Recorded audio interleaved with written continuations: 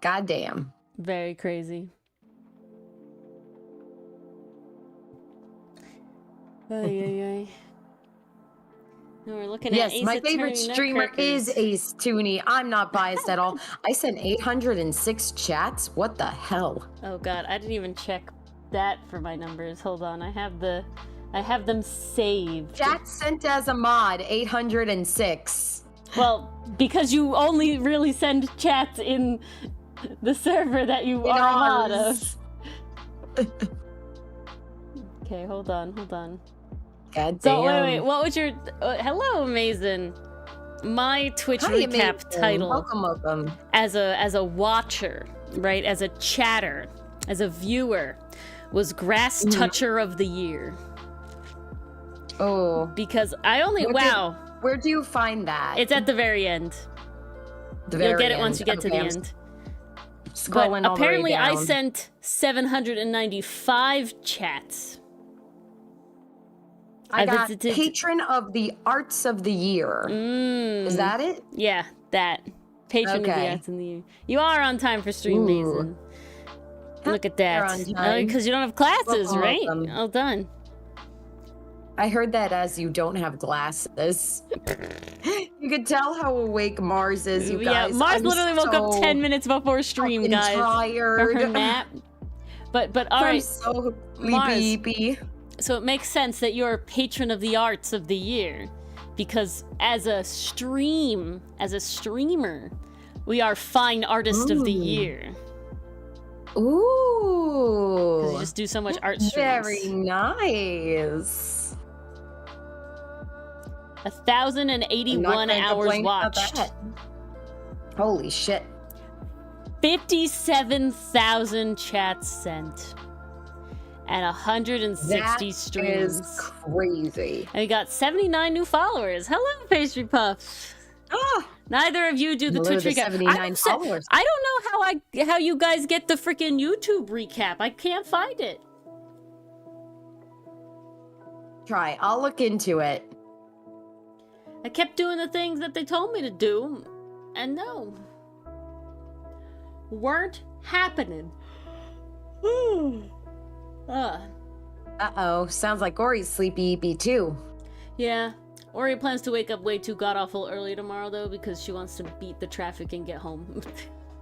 Oh, good luck. It's okay. I only have to literally go out one location, spend hopefully no more than 30 minutes there, and come back, and thus hopefully be back before 7 a.m. So, that would be a plus. Work from home the rest of the day. So that is the goal. Friday, I'm trying to get as many makeups as I can in, because one of my schools has a half day. So we going. It'd be time. It'd be time. We're powering through to the end of this December, you guys. Found it in your mobile app under history. Okay, so I'm going to YouTube. I'm in YouTube. I go to history. And if I click view all, it doesn't give me anything. Really? That can't be right. Yeah, I don't see anything.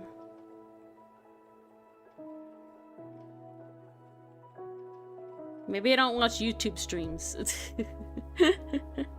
Maybe that's it. I don't know. Well, I always try to watch our YouTube stream. So where do you go? History? Go to your mobile app. So you have to do it on the phone. Oh, it has to be mobile? That's my understanding, yes. Okay, I'm in mobile. Now what? And then go to the little thing that says you. Okay. Do you see anything pop up there? I see my history. I see my playlists. Time watched? Yeah, no, that's not it either. I think that's just normal stuff. View channel? Nope, that's just my own shit. Click on you and the fourth option at the bottom. I have videos, downloads, clips, movies, TV, get premium, time watched, and help and feedback. I don't even have downloads. You should be between history and playlists. Yeah, I don't. I have little. No. A little thing. It says history, and then a little thing that says playlist. There's nothing there.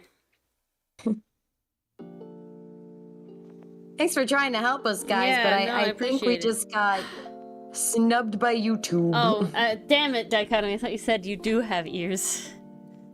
Oh, by the way, I have a song recommendation for this image that I recently learned about. Ooh.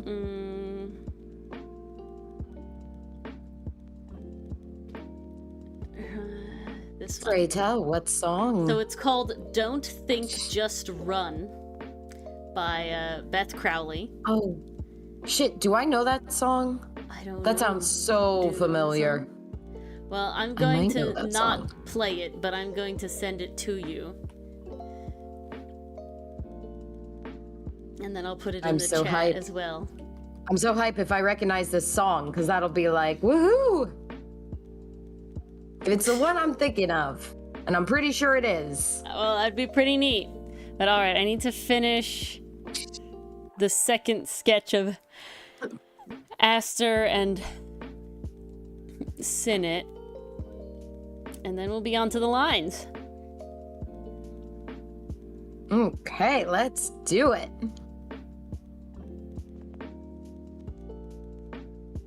Yeah. Okay. I need to fix whatever the hell is happening, Aster, with your apron, because it's not what needs to be happening. Because the thing I have to remember is that usually when you walk with an apron, while it does conform a little bit, it mostly just, your legs move under it, if that makes any sense. I think that makes sense. It's not like clinging to your legs.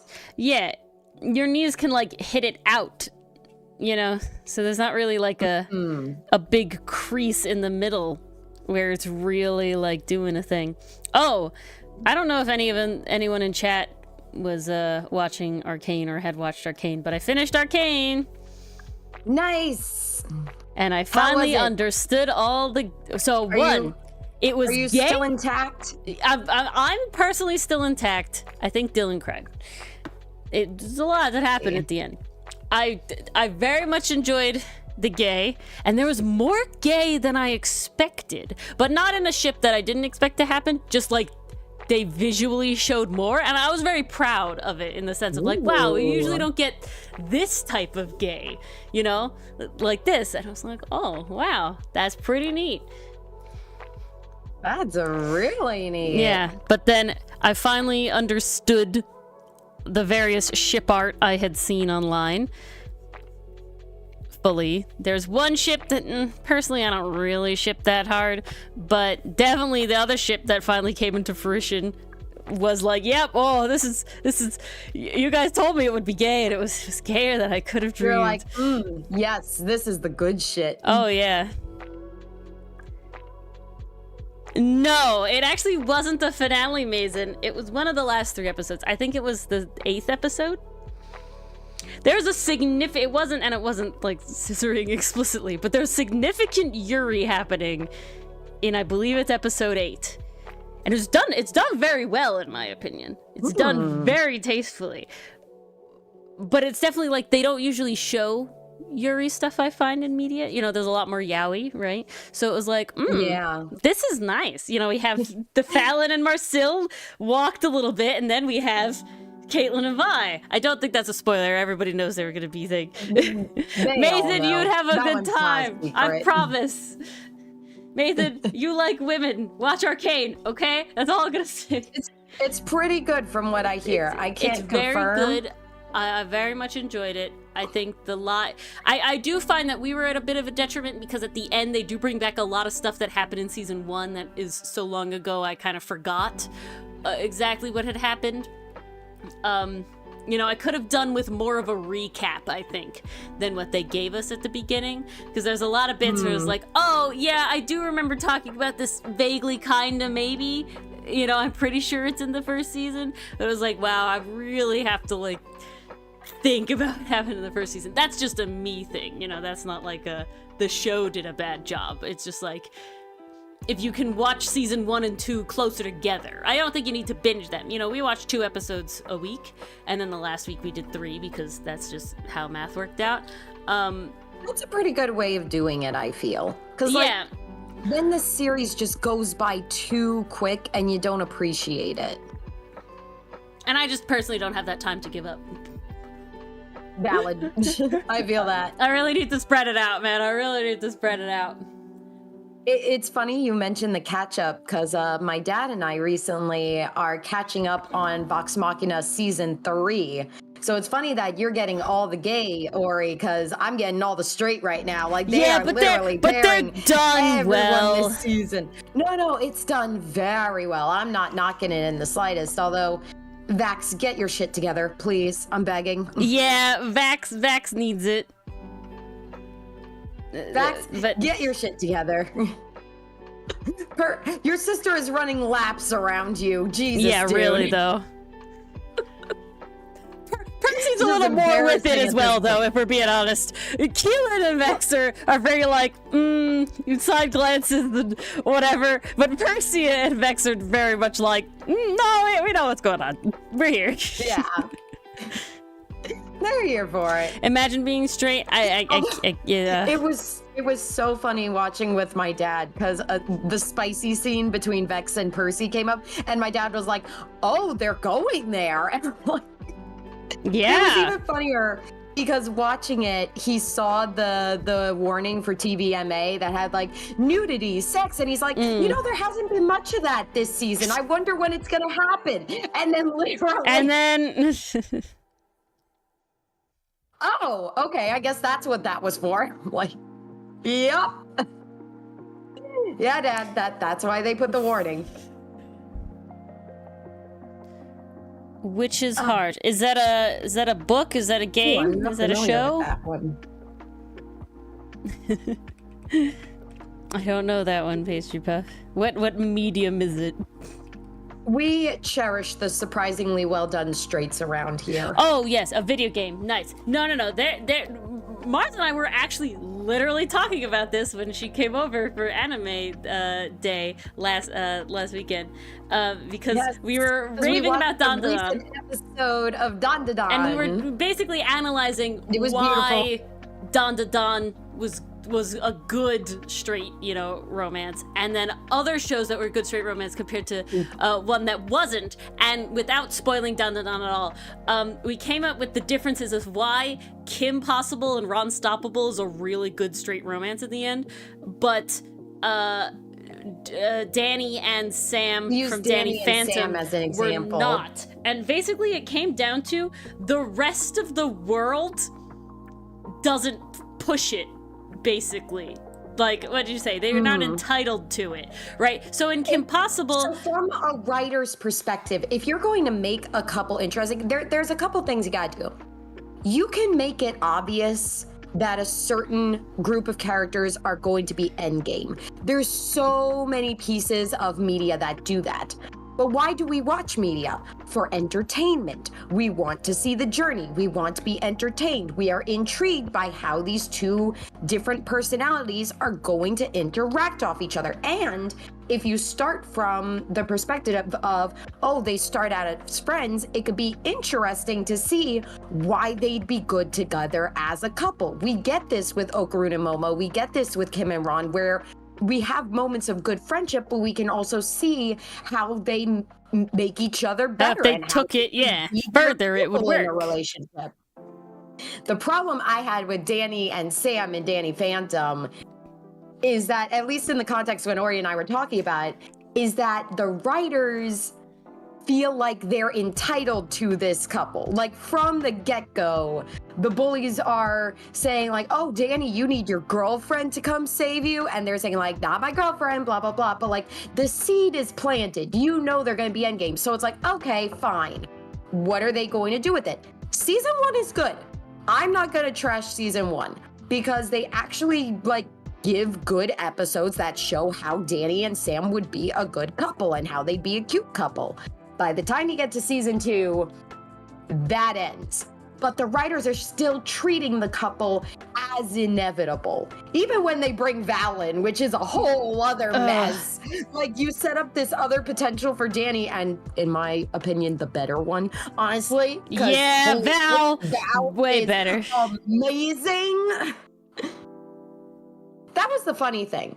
I thought it was so funny that they were like, no, Sam's the childhood best friend, but Val was Danny's equal. They were both doing crime fighting shit. They had so much they could bond over. There was so much story to explore. I'm very mad they didn't go that route. Yeah. But even as Danny is dating Val, the show is still acting, no. Sam and Danny. It's Sam and Danny, guys. It's Sam and Danny. So, like, one, we can't enjoy the endgame couple being together because now they're not together. We can't enjoy the new couple because we know it's not going to happen because the writers are still pushing the other one. So, congratulations. No one's having fun. Does that mean Danny Phantom is a bad show? Absolutely not. It's still good. So, I still vibe to it every now and then. Amazing. But man, the romance writing was rough. I think the biggest pitfall that straight romance things fall into is exactly what Mars just said, but even in a slightly less level, right? The idea of that if there is a guy and a girl that have any closeness physically or, you know, relationshiply, right? Because enemies to lovers shit still exists, right? It means that and the bad part is that they expect that because it is a man and a woman that you expect them to end up together. So they don't do any work. Right? Exactly. That's the thing. They don't do the legwork. They don't do the when it's necessary emotional because they're already like, oh, the people already shipping, the couple to be together, right? Because men like, and women can't be friends. It's a man and a woman. Right? They're supposed to be together. They will like, get together. Gonna ship them no matter what. And yes, there are some people out there that do. I have the reverse of that. I see pretty main character and pretty side character, like, ooh, you have potential. Yeah, we very overcorrect and into gay, but I think what's very, very important. The joys of shipping. Is and again and like we talked about this the other day in the Discord, it's like you can ship whoever you want for whatever fucking reason you want as long as it's all in good fun, like who cares? There's a difference between saying Tony the Tiger and the Grinch is just a funny crack ship, and saying that like they actually really have chemistry and here's why, there's like recently I've listened to. I'm sure someone has made the case. Yeah, but there is like, if you can certainly attempt to make cases, but like the point is there's not a problem with being like it's fun to imagine these two characters together, even though they never interact. Like I think people have shipped like Wirt and Dipper. They would never meet. They're two different franchises, but it's interesting to see how they would interact with each other, or something like that. Fascinating, because it's like they both come from a crazy supernatural world, and it would be interesting to see like how they interact off each other based on their experiences. So the big thing, Mason, with to avoid like the problem with like, oh, they're old enough but they look like a child, is they can't act like a child, like younger than their age, right? Does that make sense? The problem with the like, oh, this is a child, but they're like 500 years old, is that they still act like they're 6. That's the issue. You know what I'm saying? There are women who are small when you get and flat-chested and, and rounded faces, but as long as they are acting like the age they are with the maturity that they should have, they're still just a woman, or they're still just a man, right? You could have baby-faced guys, people always talk about that, but rarely is it like I think you're with them because you're like some sort of predator, no, it's, they act like an adult. Yeah, exactly, Mason. As long as she acts like her age. That's just a personality trait, being bubbly and a little bit of an airhead. I don't think that's an issue. I think it's more so, I'm trying to think how to phrase it. Like, if it's a giant buff guy and the other just looks a bit younger but is their age, that's fine. Yeah. It's the acting your age that's important. Age, and there's like, it's a healthy relationship. Yeah, it's the acting your age. It's as long as it doesn't look like if I picked up the character, if I picked up the character and put her in kindergarten and it wouldn't feel weird because of her like personality, like if she interacted normally with the children, that would be weird then, right? You've done the weird. But if I put her in there and now it's like, oh, she's a big sister to, even though she may look like, younger, right? But she acts like a older sister, in the various ways you could act like an older sister. There's a lot of ways, that would be, then it's okay, right? Because that's when you see people talk about it in a lot of things, that it's, and then there's a slight side caveat, and that is when they are over sexualized, which I don't think would happen in your story, Mason, because of the context and everything. But like the other one is like, because what I think about is like in Blade Runner, in Edge Runners, I'm sorry, Cyberpunk Edge Runners, not Blade Runner, Edge Runners, there's a character. You're gonna mention the big one. Yeah, I can't remember her name, but there's a character that literally specifically is made to look like a child. And while she doesn't normally, in her normal self, act like a child, she is over-sexualized to the point that she is like a honeypot, and she is like wearing no clothes under a jacket, basically. She's wearing just like that's, we've gone too far, right? That's too much. We've gone too far. That is way too much. Why did she have to look that much like a child, like there is a line, but as long as it's like, they might look a little young, but they're still like mature, and the goal is not like sex work in your story, which I don't think it would be, Mason. It's just an example. That's where it gets sort of blurrier. I think you lost the thread. I think you're fine, Mason, is the point that I'm trying to make. So many directions with that. I also think I need a map. That as a person, if you are questioning yourself about them, you're already doing much better than the majority of people.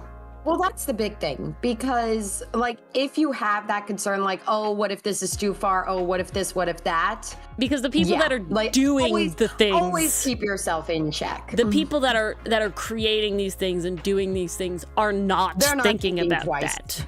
They're not. They're not self-reflecting and doing anything like that. You're either not thinking twice, or it's just kind of like, yep, this is part of the lolicon culture, and to a degree, it kind of is. That's not my thing. But yeah, Pastry Puff, chemistry is very much the big thing, and I think that plays into the doing the work to show that two characters will be good together. That goes back to like Sam and Danny, because they had chemistry in season 1, and then season 2 is just Sam being not even jealous of Val. She's just like, oh, he's doing this. I'm going to be supportive on the side, but I'm still going to be salty and confused about my own feelings. Like, you know what I kind of liked? You know what I kind of liked? In Jake Long, American Dragon, there's the group, there's the friend group, forever. Right? So there's Jake, and then there's, I can't remember the two friends.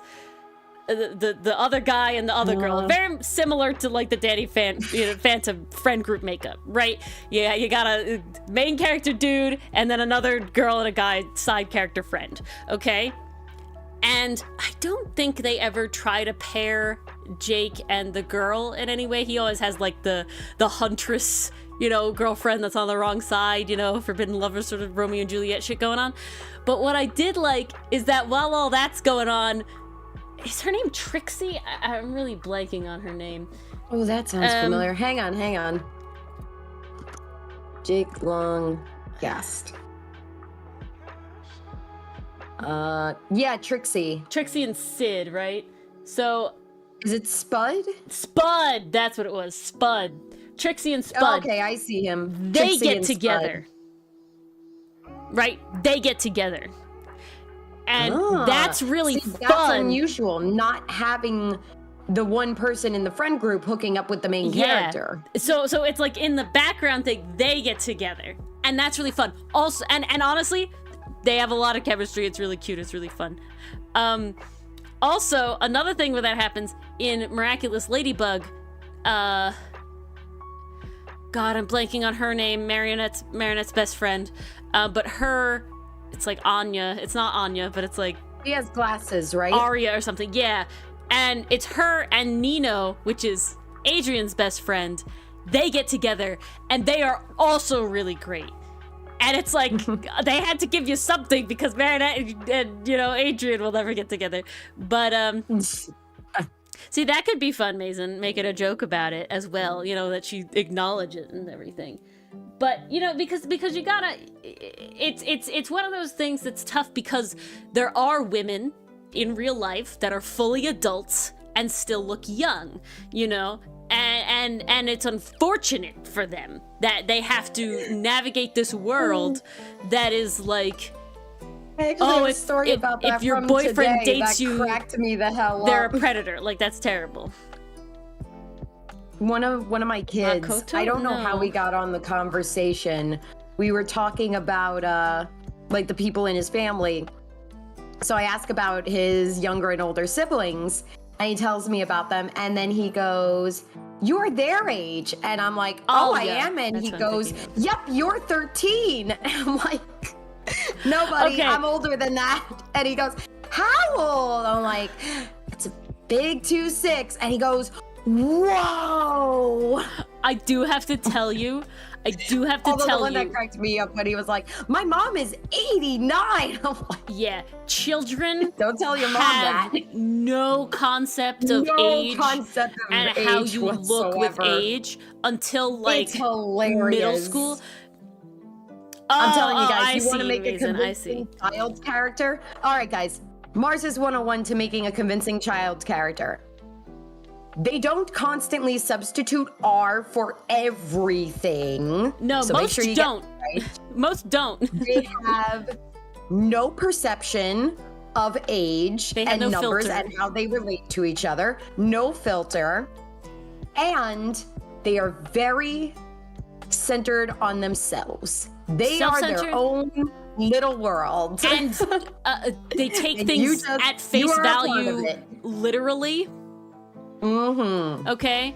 And that goes That's in with why the we no work on making filter. inferences together. And it's while hard. they may think of things simply, they don't think of it in like Neanderthal syllable sentences, right? Oh yeah, no. And also to a They certain think about things extent, in a way that makes sense to a child. but what was a lot of things? It's like it's like them trying to explain something that they've never seen before and don't have the word for, right? So saying like, oh, if they've seen a picture of an elephant, but they don't know the Mason, word it was elephant. exactly like that. Yeah. It was one of those moments where I'm like, wow, I hope in 10 years my kids are still asking if I'm 13. But yeah, no, That I just was like, cracked me up. I went, this is maybe like 4 or 5 years at this point ago, but I'm still like very much an adult. And I went and I visited my cousin's children for like the first time, and they were pretty young, you know, a few of them were single digits. And I don't know how it came up, but something along the line came up was like, I thought you were just a big kid. You get a lot of that. Yeah, but you're cool. Oh you're my my God, that's age, brilliant. right? You're too young to like. Oh. It was a big one when I was like with my 2 younger cousins. It was very much just like, oh, coffee and alcohol. They're adult drinks, right? But you're not an adult, you know. Like, and it's like, okay, I am, but you know, but that doesn't count, you know. Like you're not. No. Same with like the kids table, right? There's just no concept of if you play with them like, you know, like a kid, right? If you interact with them at their level, it's like, no, you're just a kid that is very big for some reason. If you You're just very interact tall with a kid on their level, they will have the utmost respect for you. Oh yeah. But you're literally 'Cause they're just a like, large oh, child. You're one also of the 4. cool ones, but you're just a large playmate. Yeah, you're also 6. You know, the age is You're just a non-existent. playmate that happens to be taller than me. Yeah, literally. Now, why do we mention all this? Well, we do have child characters in Outcast. I mean, our boys used to be children Yes, themselves. we do have them as children. That is a thing that we do have. I'm very excited for those flashbacks. The full flashbacks, not just the cynic, hazy memory flashbacks. Yeah, not the just the intriguing parts where we hook you in even further. Flashbacks. The stuff where you actually get to realize what happened. Ah, see? There you go, Mason. We knew you were based. There you go. Also, I don't think I said hello to Oscar. Hi, Oscar. Ah, yes. Welcome. What was your recap, Oscar? If you couldn't have guessed, Mars was the person who viewed our stream the most. Shocking. Yeah, shocker. Even with all those sick days. I wish there was some sort of stop. I wish there was some sort of webtoon recap. That would be cool. I am surprised that they don't do that. Like, even Goodreads does a recap. How could Webtoon not have a recap? Yeah. I just found out there's also a... interesting. Mars, I actually found out there's another... Mine too! There's another silent comic contest as well. Oh my god, I thought you were about to say Silent Hill for some reason. Oh, no. Oh, look at that, Mason. I mean, that's the vibe. It just came out this year, so it makes sense. Ooh. That it does. Wow, that only came out in September, huh? We're pretty on point with that one, actually. Damn. Damn, were we really? Yeah. I mean, we didn't start playing till November, but that's still pretty close, you know? That's really and we were still damn playing close. in like the first investigations when that happened. Holy shit. Soups Yay wild. us.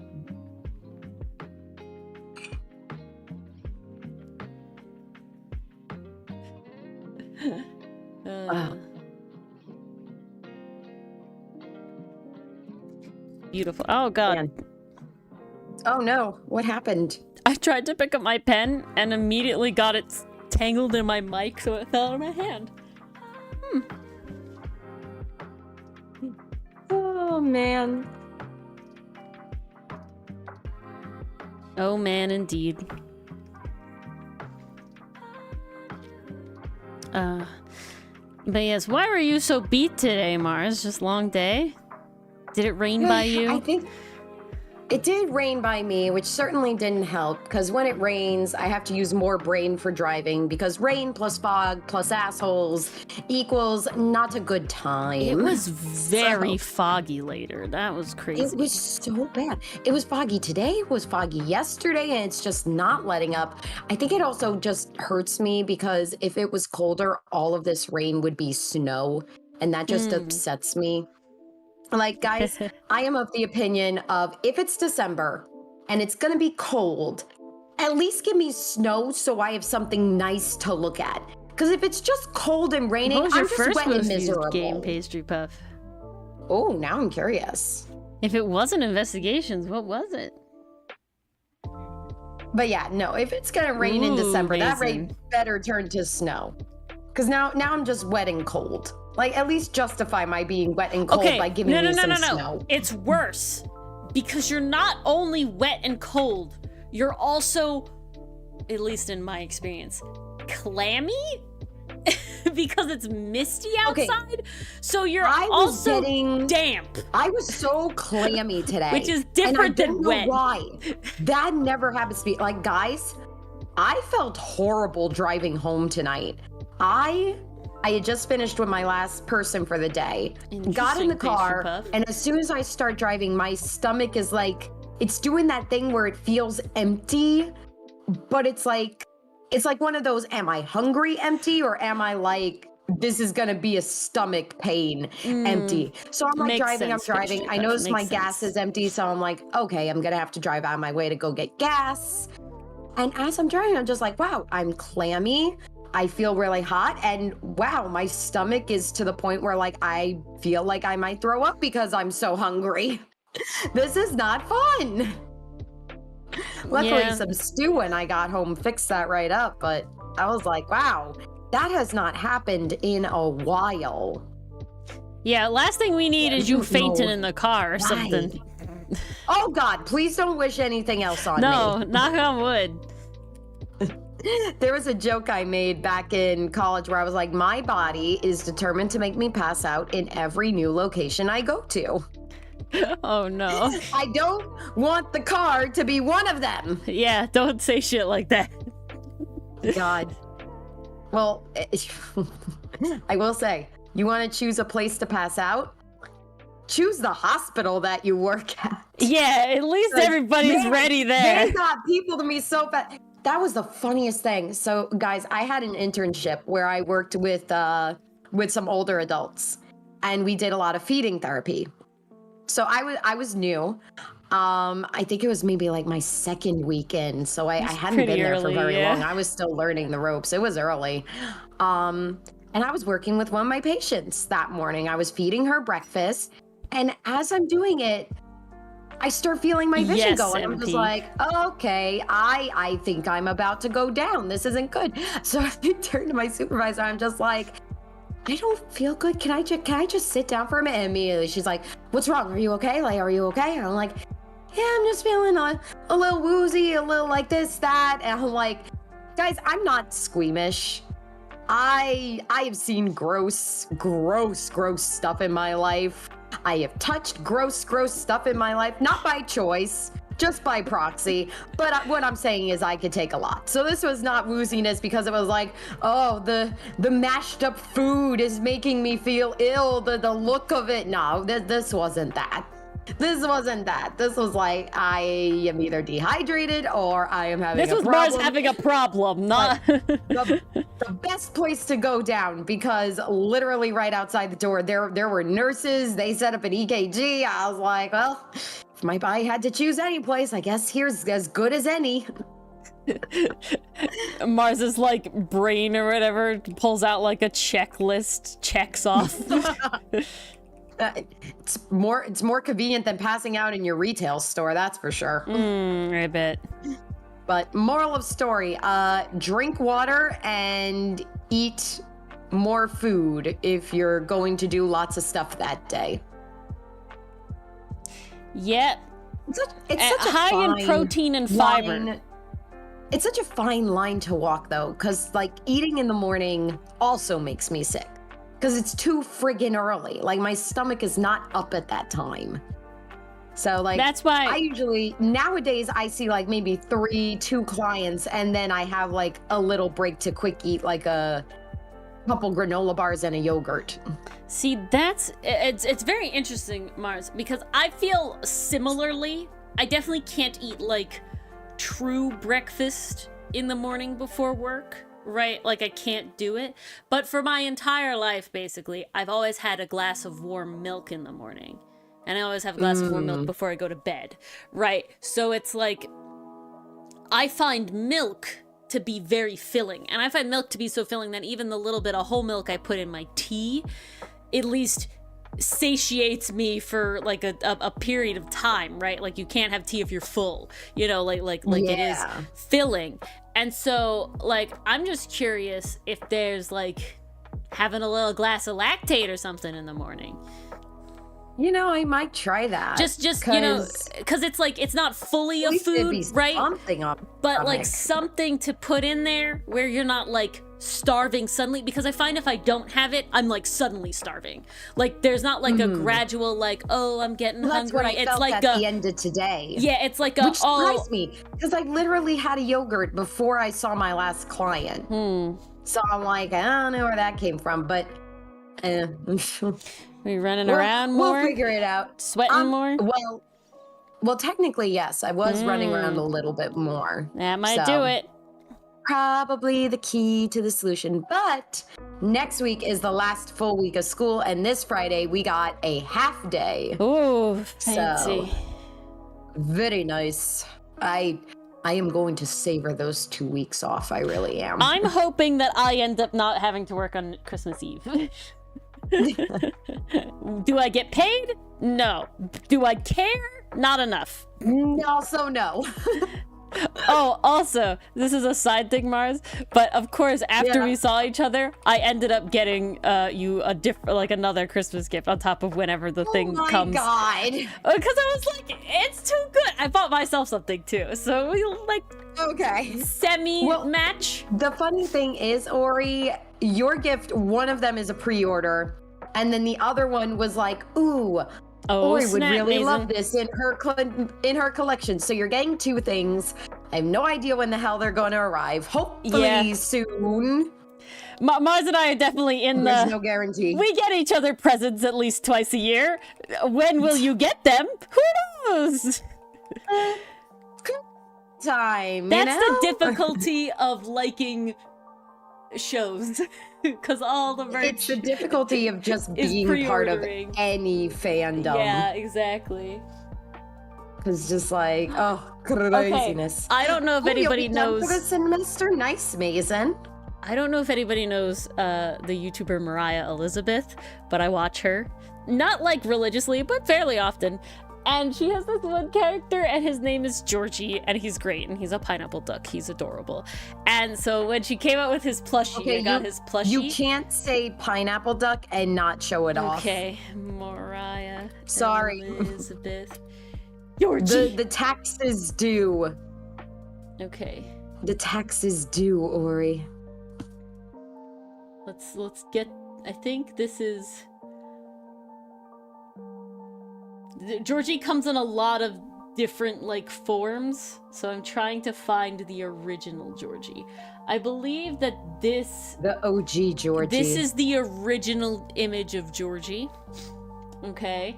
Georgie has then since become a squishy. Oh my god, that is precious. Because that's her main thing. But then I have this plush, because when he came out, I had to get him. So I have this plush. Oh, this is the sparkle plush. I don't have the sparkle plush. I have the regular one. So it's this, but not sparkly. Oh my god, so Here it cute. is. This is the one that I have. This one. Adorable. He's lovely. And recently... He's just a little guy! So recently she came out with, like, vinyl figures, right? But they're like mystery box figures. And it's like, okay, I no offense, but while the other ones are great, I don't want the other ones. I just want Georgie. And I'm not going to be buying a billion things in order to get just Georgie, right? Why are you seeing pineapple ducks dichotomy? You have no ears dichotomy. Your fault.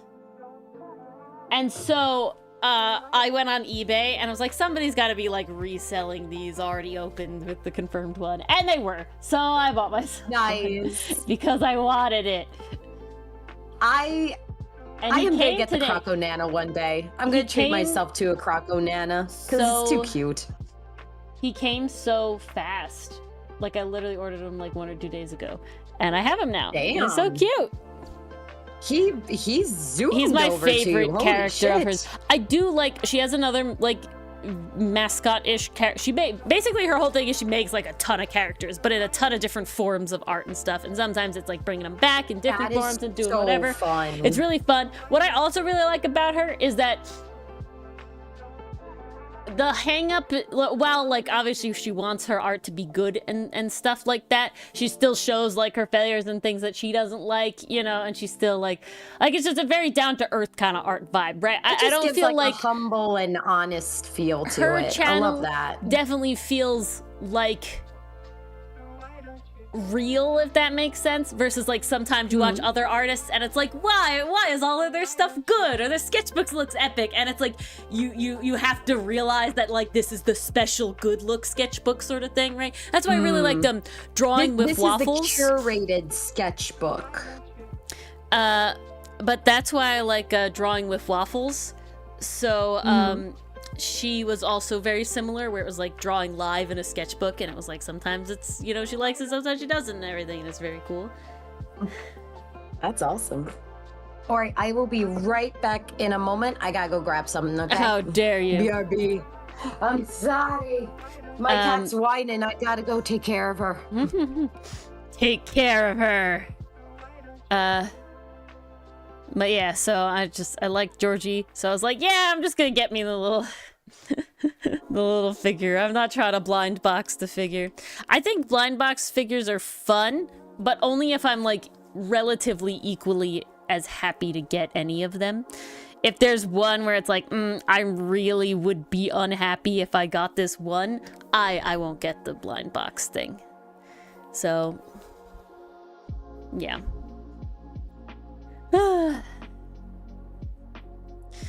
isn't it bad that during... Oh, I was gonna say something. Oh yeah, but so all the stuff that we like get each other a lot of times is like merch from, you know, independent artists and things. So it makes it just very difficult to make sure they come on time. So kind of at that point I'm just like, screw it. It'll come when it'll come. But yeah. All right. I've been working on this way too long and it needs to be finished because it needs to come out. But Ori's been taking way too long on this. I've been doing other things, guys. I got like a surprise commission. That's wild. Because I like don't promote it anymore. And I also was trying to revitalize the Origami Curio page. Because I did have a lot of stuff that I had art of that I just hadn't posted or anything. Oh, and Dichotomy and I are doing a collab, so I had to do art for that. And I still have more art to do for that. Ooh, I might tease. I have to make some changes to it, though. Uncertain.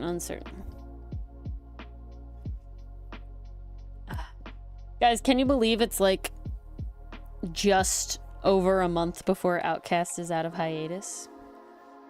It's kind of wild. Kind of crazy. And then it's just under 2 months before we celebrate our 2-year anniversary. Which is also super wild and crazy. And we have some really cool stuff in the works. It's hard. Okay, there's something... I don't remember what streamer I saw. I think it was a VTuber. And the VTuber was like, God, I'm so bad at being like a streamer and everything because all I want to do is talk about all the cool projects and stuff that's going on. I don't want to keep anything a secret. And I'm like, yeah. I feel this. I'm feeling it. It's so hard to keep secrets. Thankfully I have Mars. If I didn't have Mars, I feel like I'd implode without somebody to tell all the secrets to. All the secret projects. But it's tough out here, you guys. Man.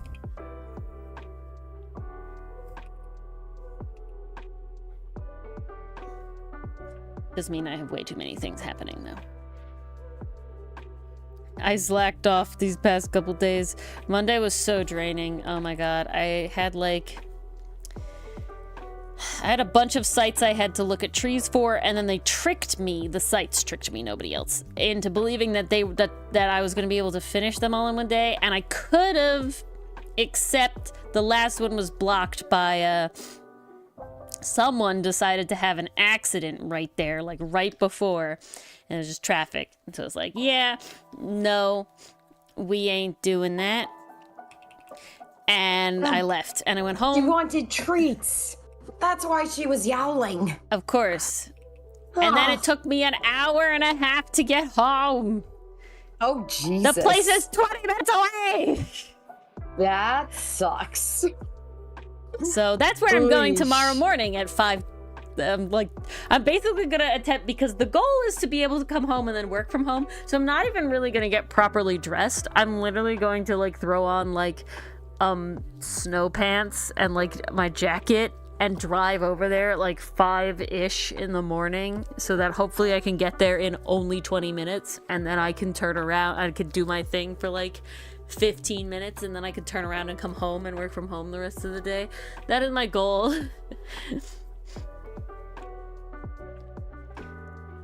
Here's hoping it goes that way. Yep. I do expect to be able, as long as the traffic isn't horrific, I do expect to be able to come home before I would need to be sent out somewhere if I, God forbid, needed to be sent out somewhere. So at least I'm not worried about having to be suddenly stuck doing work out in my, like, random ass clothes I just threw on to leave the house.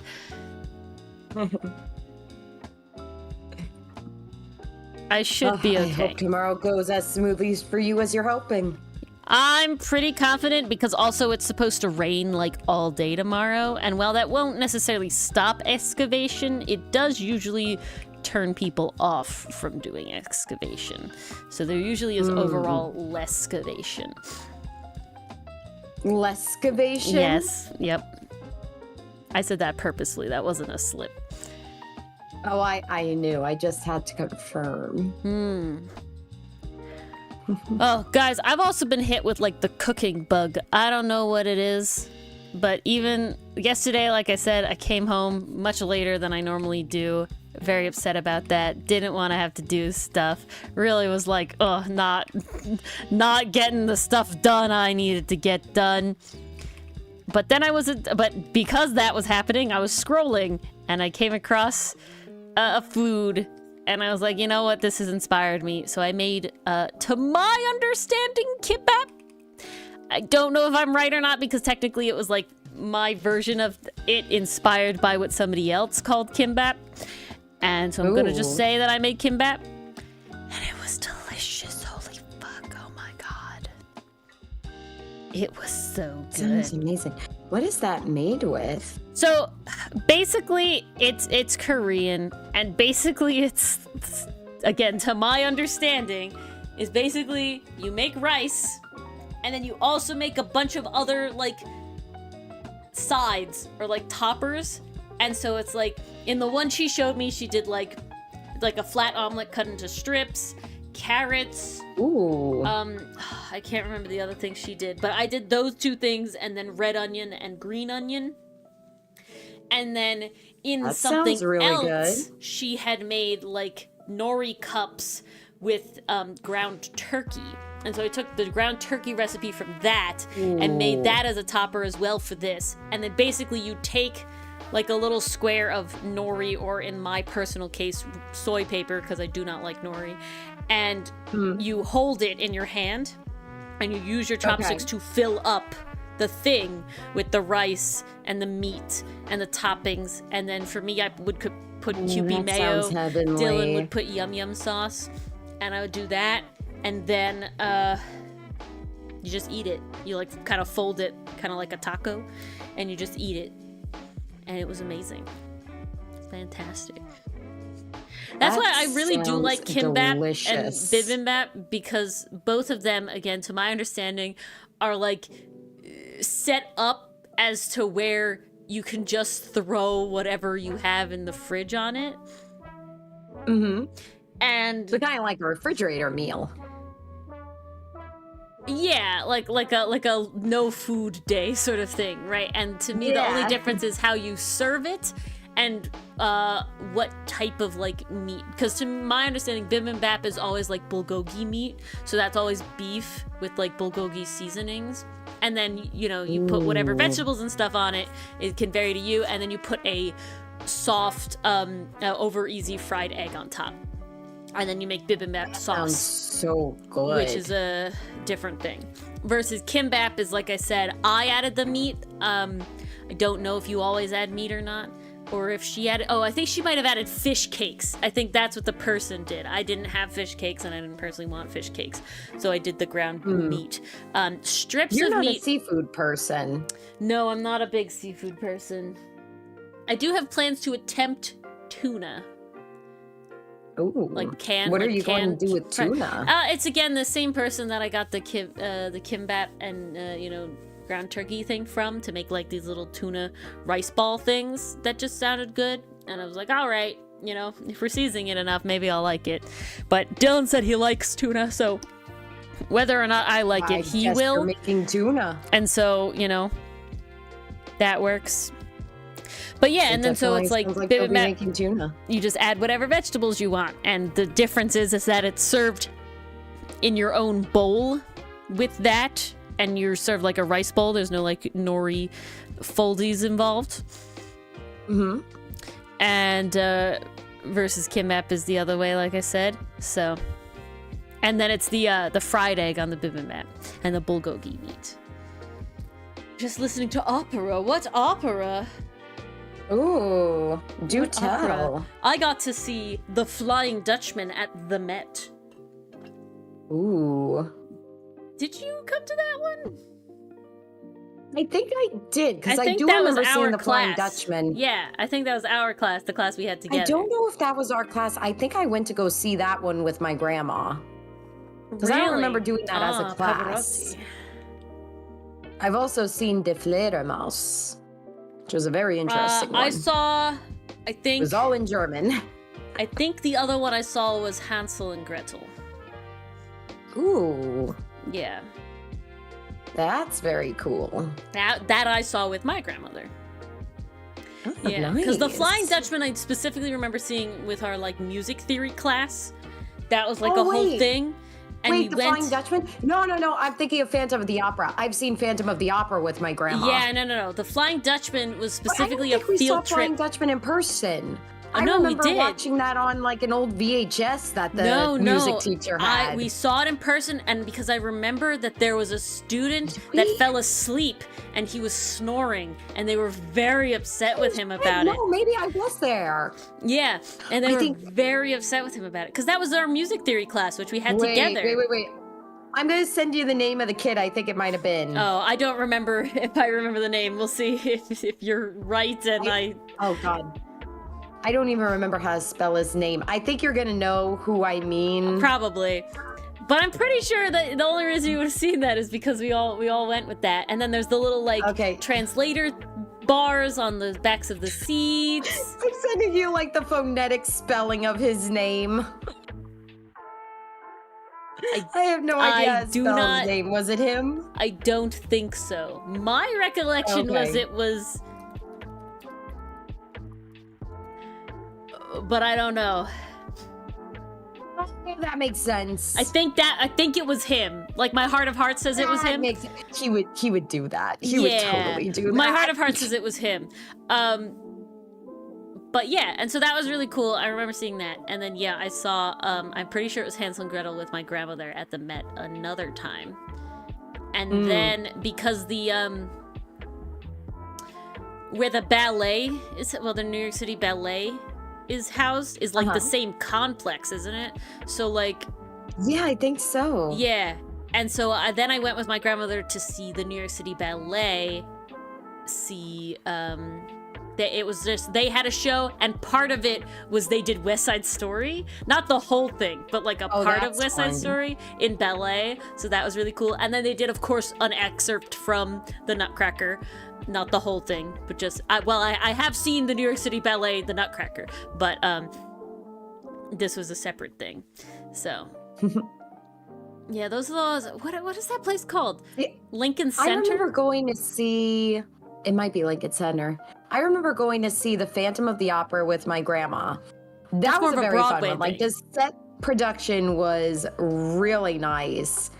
But the one thing I do remember about is like, I was warned like, oh, when the chandelier falls, like it may shock you. There's this moment that's gonna happen. And I was like waiting for this thing to crash and really like spook me, you know? And then the moment came and it's just like, you could see the wire, you could see it like being lowered and I'm like, that was supposed to scare me. I feel like everyone made a much bigger deal out of that than need be, at least in terms of the jump scare department.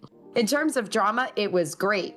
In terms of a jump scare for the audience, not really. I'm trying to remember if I saw the... It didn't work that way. If I saw A Christmas Story in our community theater or somewhere else. Because that was a school thing, too. I've seen Cats in our community theater.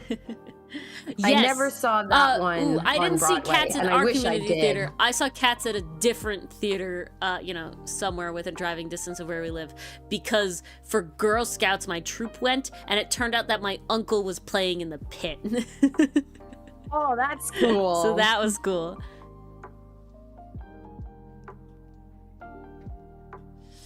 I don't know where we got here, Mason. I got lost. What I need, Ray, is the finger, the air quotes. Honestly, favorite freaking like movement that he does. It was so good. I love that they gave that to him. He's a fun character to play. Now I just gotta nail my Boston accent. Brooklyn, but yeah, all right. Oh. Hey, I'm walking here. I've been studying Dick Van Dyke. Hey. Oh no. Come on, man. Edgeworth, long time no see, buddy. Oh, wait, no, you're Von Karma. Hey. A lot of A's in here. You see that old silhouette? I know that face anywhere. Mary Poppins. There you go.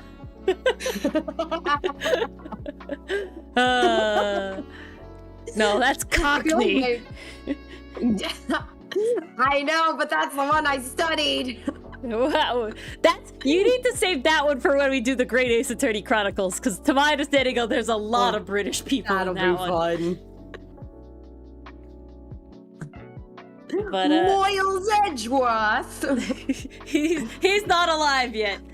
What you doing on this side of the tracks? What was I trying to think of? I don't know what I'm doing anymore. Oh, I'm excited for my accent for the character I'm playing, because I studied that one. You give the judge. I'm so ready. I studied hers. I've never been a judge before, you guys. Yeah, I haven't. There's also never been a hot, sexy lady judge before. You know, it's good to see Ace Attorney branching out, not just giving us judge, Canadian judge. Yeah, I do think like they said that was partly the like having to save space on the thing. Because that's why like Bikini was short, and that's why Young Shu is just like different color jacket, no other differences. Was they had to like save, like they only had so much memory because that's like a long case. It's hilarious to me that like aesthetic details are related to game memory. Because it means every more sprite, you know how computers work and how things are stored on chips and stuff. It's just funny. Yeah, every additional sprite, you know, takes up more. So it's really interesting. It's actually really cool when you look at like sprite sheets of Ace Attorney. I'm actually gonna see if I can bring one up really quick.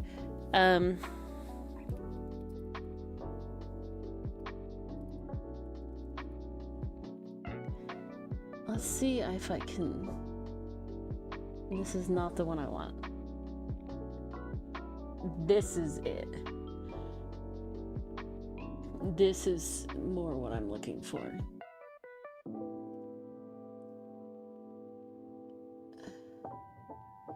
Okay. This is the best I can show it, but the actual game files look more like this. Okay, so it's all cut up. And so that means that they're only changing pieces of it to cause the animation, right? Mm-hmm. And so what it allows is for the minimal amount of memory, because every part that remains the same is the same. And then every part that is different is cut up and is the smallest difference you possibly can have. And so when they change it so that it's just the jacket color, you know, less of him needs to be different. And thus it mathematically takes up less space, right? Does that make sense? I think so. As someone who doesn't really do computers, I think it makes sense. So when you see like a whole, like true spread, it always looks really funky. Ooh, here's another one. Here's another one. There's something off? No. Comic and chill means I work on the comic in some capacity as we talk about literally anything. And I would say that sprites are related to, you know, general comic. But see here. Absolutely. So you see here, you have his base bit, okay? And then you have the mouths that go over it to cause him to talk, right? And then you have the eyes that can go over it to cause him to blink. You know, you can have the those sort of things. you know, versus smiling, talking versus, you know, all this sort of thing.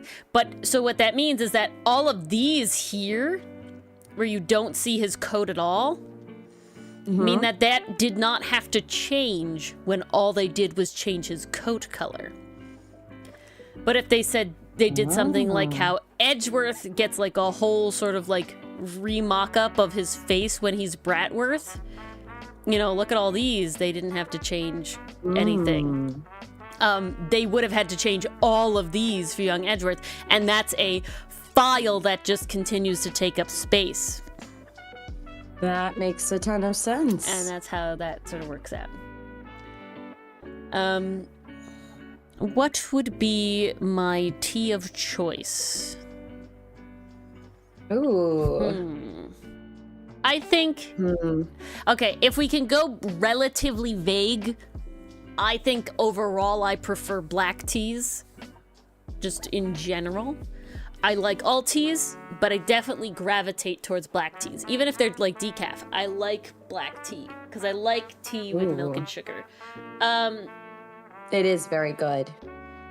If I had to get more specific than that, if you had to make me drink one tea for the rest of my life, it would probably be a good English breakfast tea. Ooh, that it's just can versatile. Be so nice. I drink it all the time every day. It gets the job done. Yeah, you can get it decaf or not if you're not looking for the caffeine. For a reason. But it really just has, but we're talking about a good one. Lipton is shit. Lipton is gross. I don't even like Twinings. Yeah. Okay? Currently, our favorite, like, inexpensive, mass-produced black tea is, Newman's Own. Ooh. That's the good shit for the the inexpensive, like, tea bag stuff. But getting, like, I'll be taking that, please, like and thank you. Full leaf tea from, like, a tea shop. Thanks for the rec. Oh, yeah, that's what we drink all the time, Mars. That's what you've been drinking at my house for years now. Oh. Yeah. Haha, the one tea I have been enjoying quite a bit is the seasonal teas that come out this year. I have been having this really nice gingerbread tea, and it is so smooth. Like, I've never had a tea so smooth before. It's just like when you drink it, it's got this richness to it. It's got like this, I mean, it's gingerbread based, so of course it has that scent, but it's also got like that smooth cookie flavor to it. And then you add milk to it, and it's basically just gingerbread and milk, and it is so heavenly. Like, oh, I love it. I really like... it's almost gone. We're about to run out, and I'm like, shit, I gotta go get more. I have a chocolate truffle decaf black tea, and it's like nearly hot chocolate. So good. I mean, you can't go wrong with that. That's a good shit. It's good stuff. Good stuff. But yeah, I think overall I like black tea. I gotta say, I'm very disappointed. I've definitely been partial to Lady Grey and Earl Grey. I don't know why. The Earl Grey kind of like grown on me. Really depends. I've recently gotten my hands on an Earl Grey tea that has, in my opinion, a little too much bergamot. Ooh. And so see, that's the problem. When you get one that's not great, I don't know what the word would be. I don't know what the word would be. Because bitter is not the right word. It's like kind of plant-y, overpowering, I guess. Like, it feels like I'm drinking a plant more than green tea ever does, right? Green tea is still like different, like good matcha, even though it's supposed to quote unquote taste like grass, and it kind of does, but it's like a different, you know, that feels like a plant that I'm purposely supposed to be eating.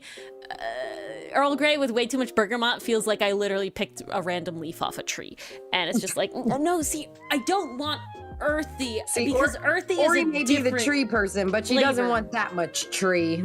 Earthy is a different flavor, but it's very much just like I ate a piece of wood, you know, when it's too much, and no, it's totally. Just like, I don't know how to fix it, you know, and that's the problem I'm having, because otherwise I do overall like Earl Grey. Like a fair amount. My mother does not like it at all. At that point, the only solution is just throw the sugar and honey into it and try and mask the flavor. But It doesn't work. No. Even though normally milk like mellows it out, it's very strong. It overpowers the tea, and I just can't do it. But no, what I'm really sad about is I'm sad about cafes. Cafes make me sad. Okay, I get to go to places. I'm sorry for you, Ray. You're allergic to matcha. Whoa. Interesting.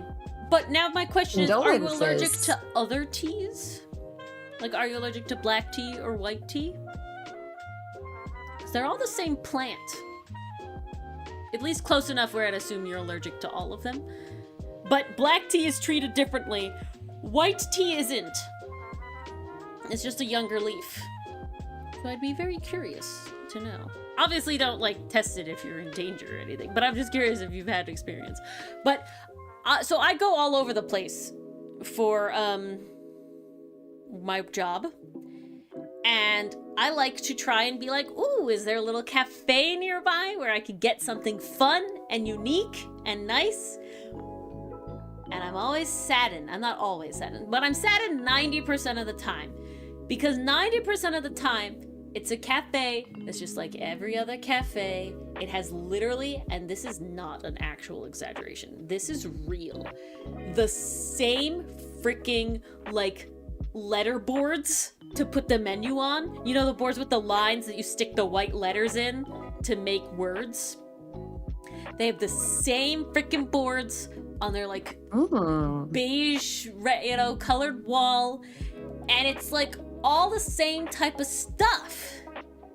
It's like, oh, you want a latte, a cafe au lait, you want a mocha, you want an Americano, you want a macchiato. It's literally the classic.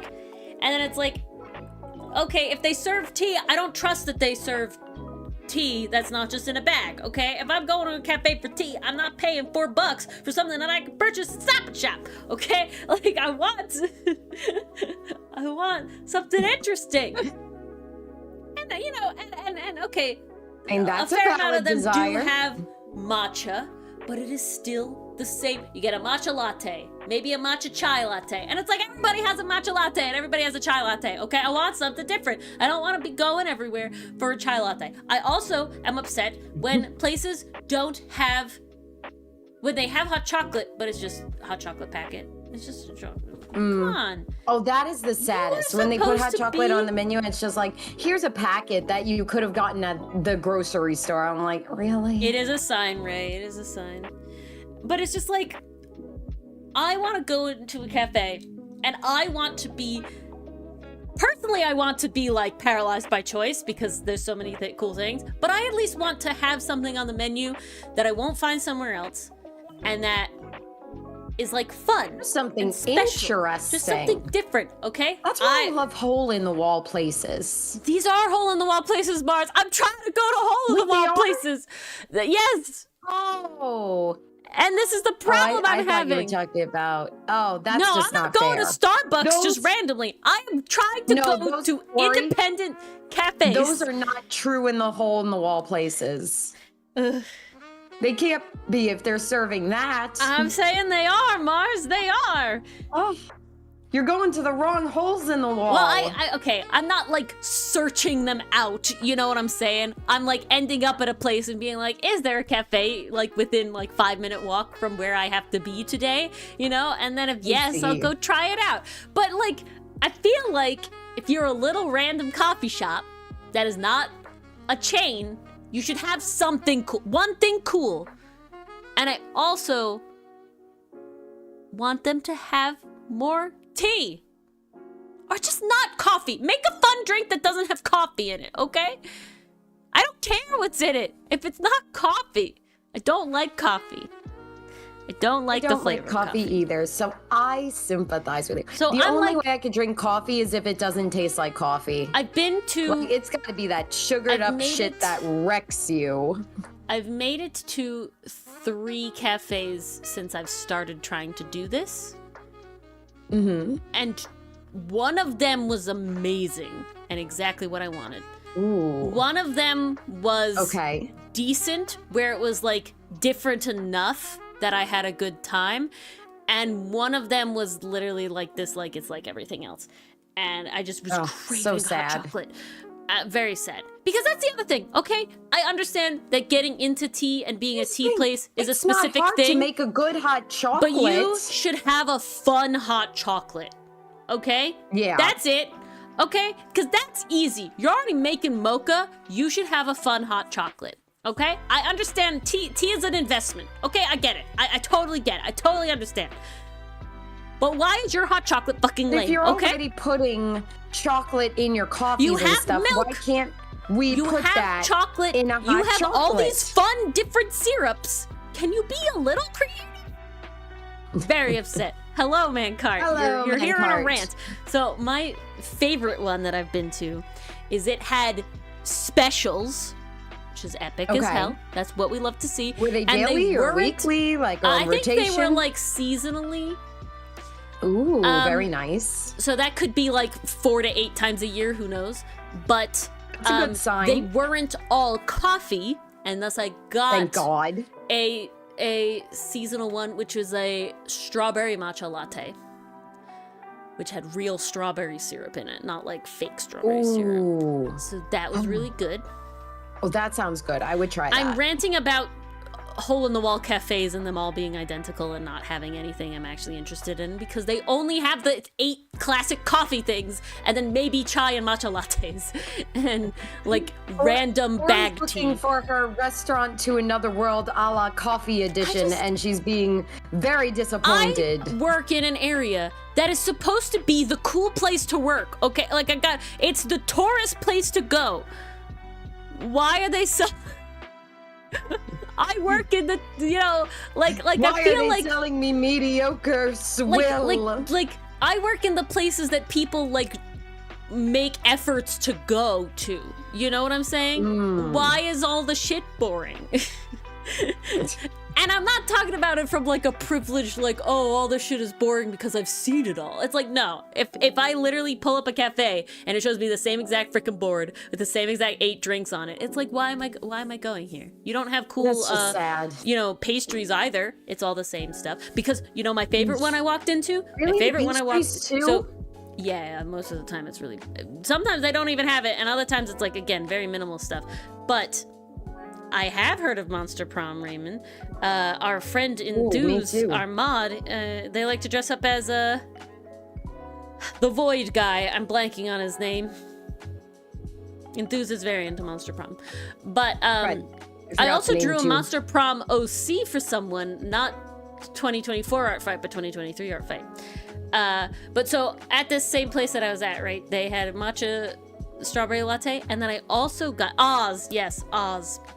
I also got Oz, that makes sense. it was like it gave very Italian vibes, and so they had a ton of sweets, and they were so good. I had trouble choosing, but I got this. It was like an almond cake. It was like an orange almond cake, and it was 1, the moistest thing I have ever consumed, and 2, so good. Oh, that was a good day. The other cafe that I did one sounds very enjoy, nice. but wasn't top tier yet, was they had a sandwich that looked fun, like a breakfast sandwich that looked fun because they made it with salami. So that was cool. You don't see breakfast sandwiches with salami a lot. And then they had a peanut butter hot chocolate, Ooh. which was delicious. Did enjoy. But so yeah, I'm just like, please have something good. Okay.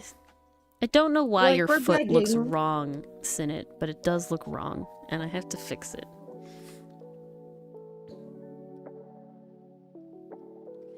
I don't know if Enthuse is lurking, but we can pass it on if you're not here the next time we see Enthuse. Absolutely. I'm sure Enthuse will be very happy to know there's another fan out there. Yes, I can't remember if Enthuse has recommended us to play Monster Prom or I just like have thought about it.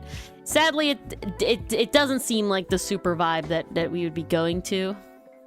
I don't know. It's just like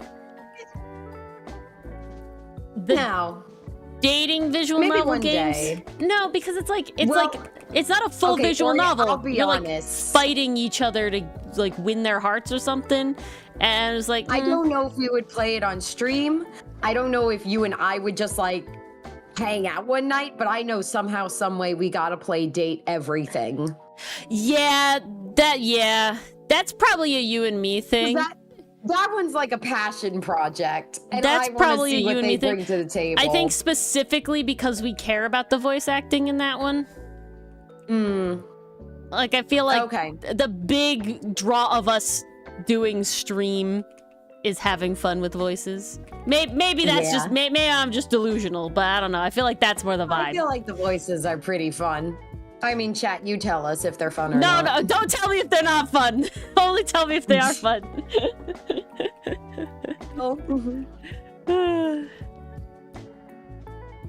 I don't need my hopes and dreams crushed. Hey, I know that at very least, they love... How have you not heard of it? Is that what you're saying? Lovely one, lovely date everything. Yeah, it looks very fun. I'm excited about the character designs. I just love I think how, is really cool. I gotta say, the laundry hamper looks pretty good. Not gonna lie. They all look so good, but I love like analyzing the designs. Looks really good. Okay. Maybe it's something when it like fully comes out and people have like played it and we know how long it takes. Maybe that is something we could do instead of one of the art streams instead, because I feel like that would be more in line with that. Breaking down the designs, talking about the voice acting, all that sort of stuff. I think that might be the way to do it, if people are interested. And if it's not, like, incredibly long.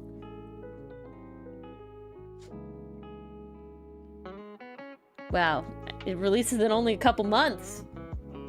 Dang. February 14th, 2025. Oh, you're like the vacuum cleaner? So soon. I like the... I think it's the washing machine. Yeah. I thought his design was so cool because it has the washing labels on it, on his arm, as like tattoos, and his neck. I thought that was really fun.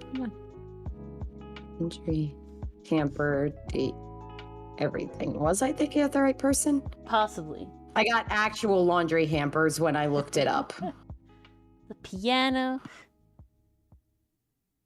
The piano's good. The cabinets are good. Damn, Ray. Valentine's Day right before your birthday. No, I just love the designs. I really, and I think that's why I feel like it fits more in like a art stream thing. I could see that. Oh my god, data decks? Hold on. You have to collect them all? Like Pokemon? You lose your job to an AI, but mysterious stranger said you get magical glasses called data vaders, which makes your house come alive and dateable. Each dateable object will open up, have their own stories, potentially become your lover's friend, or whatever, offices of who's who. Voice actors keeping you company on your journey. I think it seems like it's just to collect them all.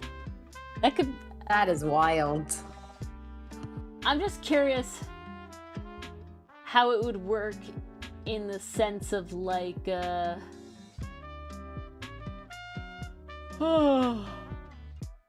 like, do you have to finish it, or can we solely just go around like finding everybody? Because if we can solely just go around finding everybody without having to finish the game, that would be fun. That would be awesome. Through rose-tinted glasses? Yeah. Also, they played on aviators, data vaders. Date viators? Date viators, there we go. Instead of aviators, date viators. Yeah, there we go. It's at least within a week of your birthday. Crazy, Mason. Oh, snap. That's nuts. Oh my God, how is it 9:30 already? That doesn't seem that late. It's only Feels halfway. late to me. It's only halfway. It feels late to me. But, yeah. So, maybe if you guys are interested in something like that, we could do that. I think there's potential there.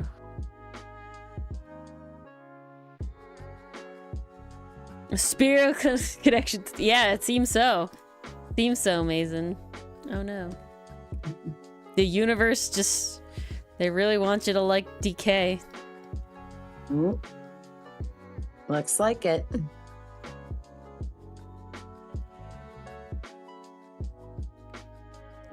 I don't know why. Interested, no, infatuated? You would want to watch us play the game, Ray? All right, that's one on the list. All right. If people are interested.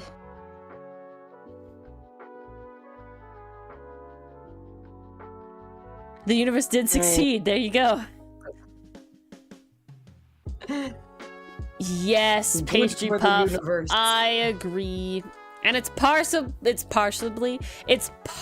due to fucking American daylight savings shit shenanigans. Yeah. We really got screwed over. I would so much rather in any scenario. So guys, in all scenarios, I would be in the dark. Okay? Just my work schedule, I will be in the dark. Okay? So I would much rather it be dark for more of my work day than be dark when I get home.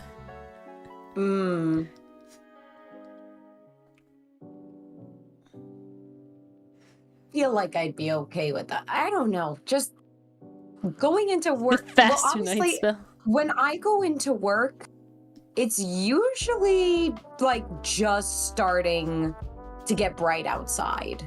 So it's right around that sweet spot time. But when I come home, it is pitch black and I'm bye-bye day. I usually do leave work and it is night still. And I go to work and it is night in the winter. But if I'm being honest, I never notice it become day, if that makes sense. It's never oh, there's the sunrise. It's oh yeah, it's not I do go to work when it's night. I can see now. But I'm not at work when it's only night, so it is but I very much notice when it's dark and it's only 5 o'clock. And it's what? So I'd very much rather it be night longer in the morning. I would be okay with that.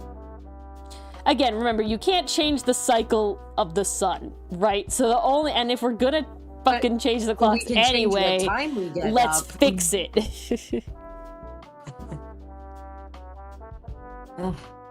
We shall see. Hopefully one day. Also, I will say, fall back, so Eastern Standard Time is nicer because it makes the time on Nicole's end nicer. Yes. Which I'm very happy about.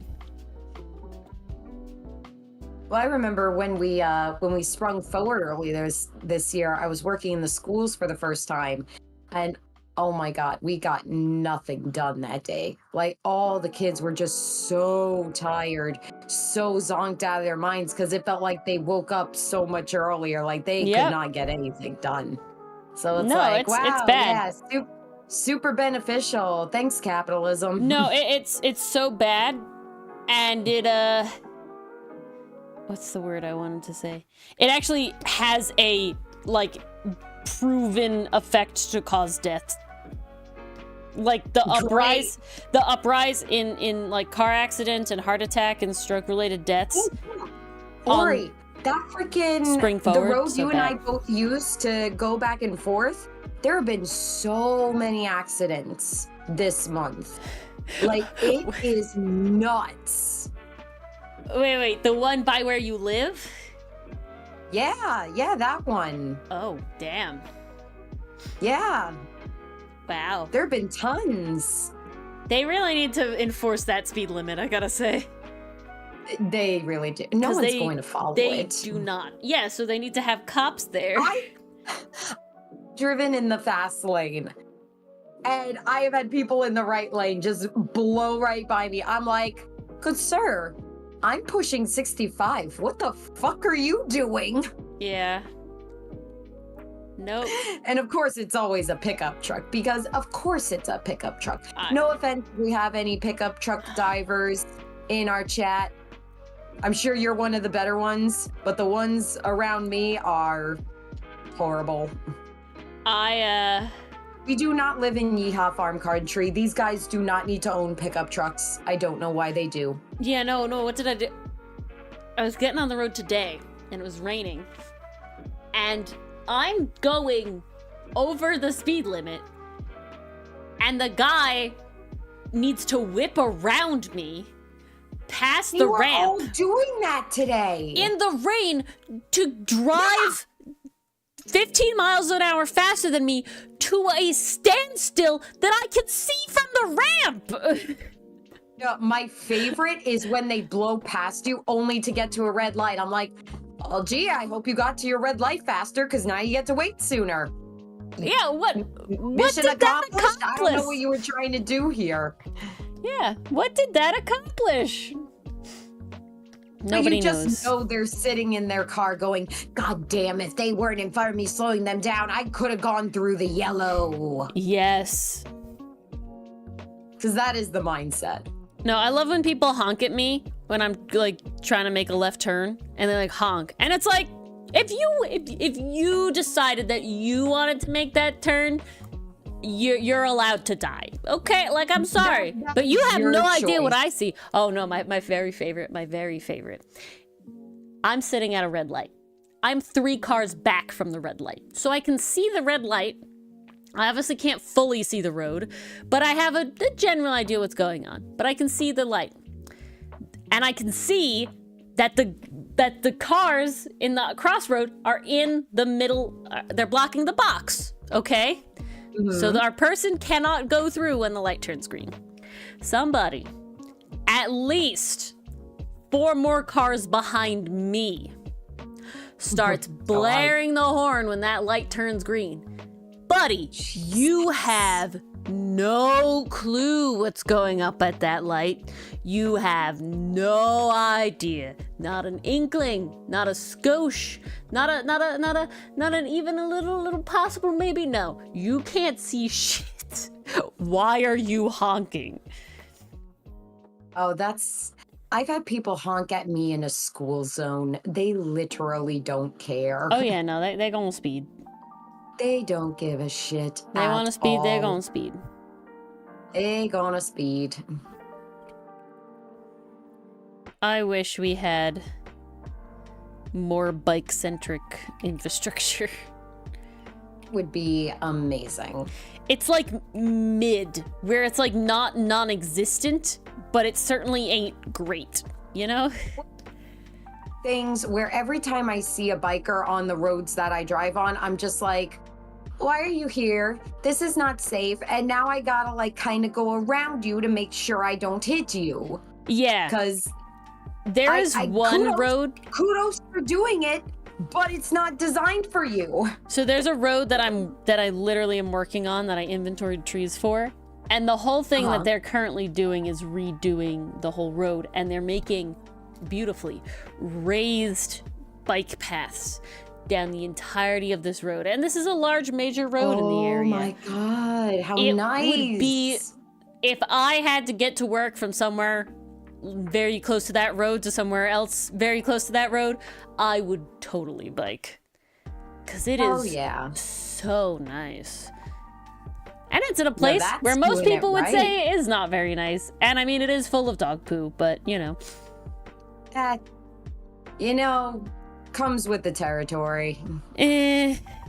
There's you a win some, level you of lose the some. amount of dog poo that should, How much dog shit are we talking? We're talking about so much dog shit that you cannot walk on the sidewalk without looking where you're walking because it's just left anywhere and everywhere. We're talking about so much dog shit that I stepped out of my car into the road and into a little piece of dog poop.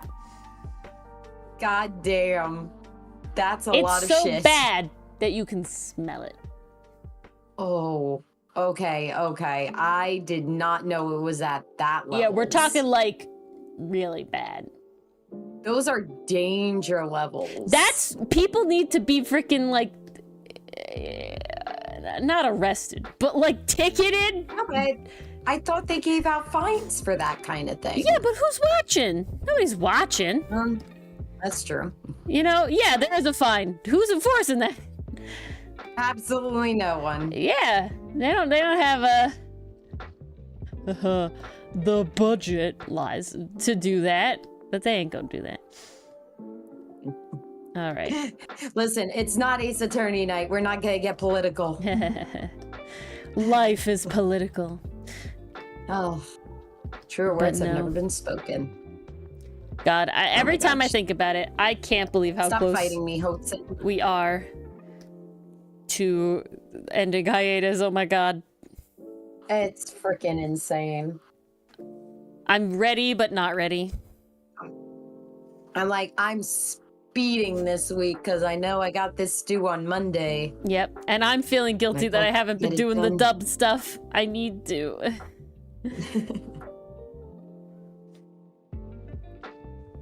It's just more time that Ori doesn't have, Honestly, I'm focused right now on getting Tangled Tower out. That's the big one. Because then we have that costume transition change. Avatar change, yeah. Avatar change. It's the full avatar change. That's why I care about it. If it's just costumes, then it's whatever. But it's because after this Ace Attorney game, we're changing costumes.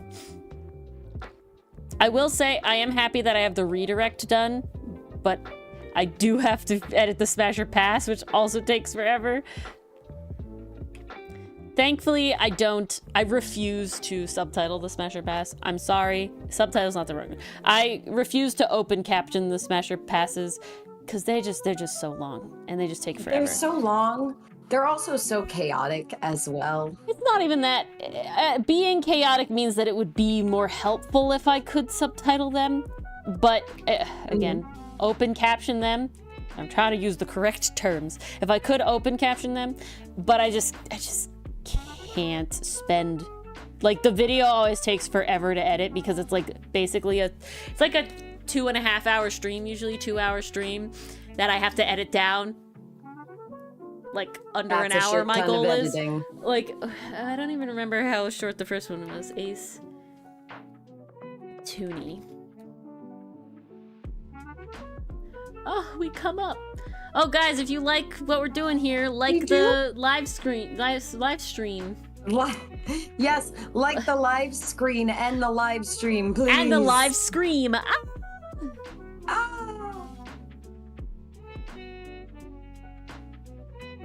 The anime.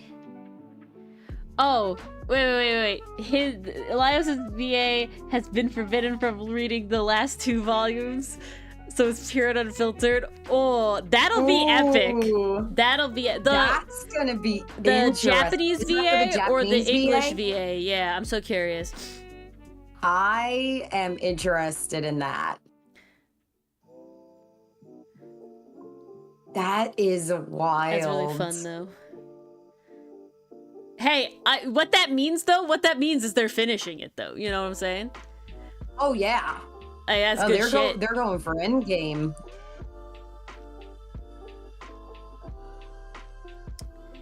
Here we fucking go. Where's the one Smasher Pass? That's the streams. Guess I didn't do it yet. Ace Toonie, Smash or Pass. Hudson, you are fighting me tonight, and this is not allowed. Okay, I made a 2.5 hour stream. I don't know if it's 2.5 hours. I made a So that's that long. How long is the stream?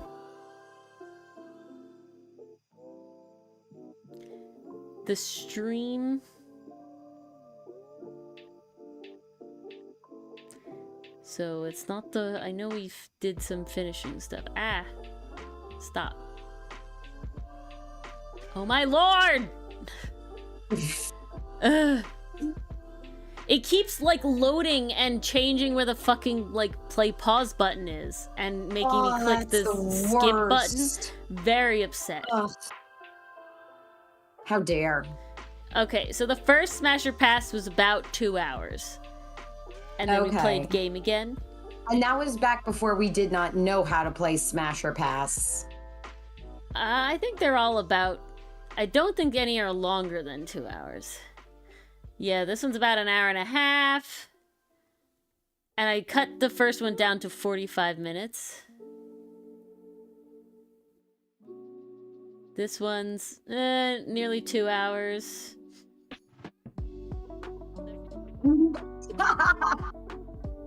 Beautifully timed what from Dylan. And this one's about nearly 2 hours. So the second one is kind of short, but that's about it. So yeah, I have to watch roughly 2 hours of content and somehow edit it down to like 45 minutes. Because I don't want it to be too long. Well, no, you can't ask me to do that. At least not yet. But then you can't ask me to do that and then open caption it. Oh, the Japanese VA would still very cool. Ray, when we finish Outcast, we can do Smasher Pass with Dylan. We'll make it with Dylan. That I can guarantee. Be fun. That is certainly something we can make happen, okay? But I want to have all the characters, you know? I want to have them all introduced. And I was gonna look at... It's an important piece of the equation. Oh, you got the one in Japan, Mason, but everything else, that's crazy. That's really crazy. They just like that time of year. Just wait till Snaky Boy hears about this one. Well, yeah, I mean, honestly, they're gonna say the Smash Perry. I mean, you know, he's great.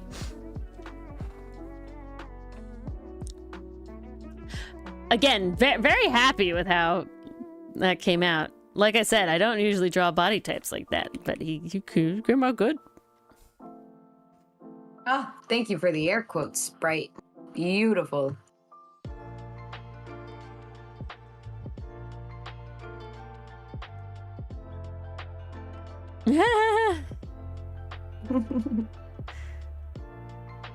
Nice. Man, so far everyone's gotten the trivia right. That gender neutral feel, the proper feel. I mean, yes, yes. Honestly, like Chilchuck's VA would be kind of perfect for Sinnet. He would. They would. They're envy. That's what's cool. But the voice is also good. All I can think of is the scene where Chilchuck is shouting at Laios and he's like, damn it, the common language doesn't have enough curse words. And Laios is just like, please don't curse me in a language I can't understand. Chilchuck, Sinnet and Milano. Yeah. Totally Sinnet and Milano. After Milano has like done something stupid with a wound or eaten something he shouldn't have. Really stupid though. Yeah. Because it takes a lot to break Sinnet's smile. Yeah. He's customer service trained. Totally not inspired by our own experiences in customer service. Honestly, what? No, okay. Of course not. Mars, I have a fun side task for you. Ooh, do tell. I want you to pick something like so like this, like you just said. Okay, that's very vague. No. Okay. So a voice clip of any, it doesn't matter the character, but if they're voiced by someone that you could see like fan cast of an Outcast character. Does that make sense? So like what you just did with Chilchuk. Yeah. We were like, Chilchuk's voice would be good for Sidit. And then it's like, all right, here's the Chilchuk clip for Sidit. Could be fun. I could definitely see that. Because the webtoon creator of Not So Silent did something sort of kind of like that, where it was a very cute little animatic of the main couple. And they used a voice clip of Steven from Steven Universe laughing and put that over Lewis and was just like, this is my voice claim for Lewis. Like, this is who his voice actor would be. And one, it's perfect. And two, it's like, yes, that's the vibe. I feel like that would be how we pick our voice actors. Yeah. Don't get me wrong, though. I do feel like Dylan is very good with a lot of them. Oh, he's great with he has basically all of them. I will say, like, he knows what he's doing. Surprisingly proud of my Ferrix. I have not heard my Spin-It in a while. I gotta go back and listen to it. I'm wondering what the new Spin-It voice lines will sound like, because now my so voice funny, is kind of like this, Puff. so maybe I'll sound even more deep. There you go. Yeah, I think if we really did like a fancy thing, the only one I might try to get somebody else for would be, I think Dylan playing Milano is really good. I think having a different Hotson and having a different Aster would be ideal, but he does a very good job for being the same person. He really does, and he makes it different enough that you can tell the difference. That's the key feature. I don't think that they're the same at all.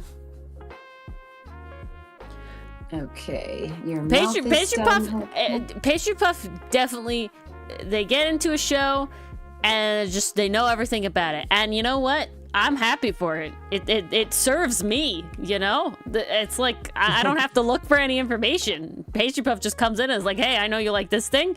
I like it too. Here's all this cool shit. All there. And it's like, nice. It's so top tier stuff.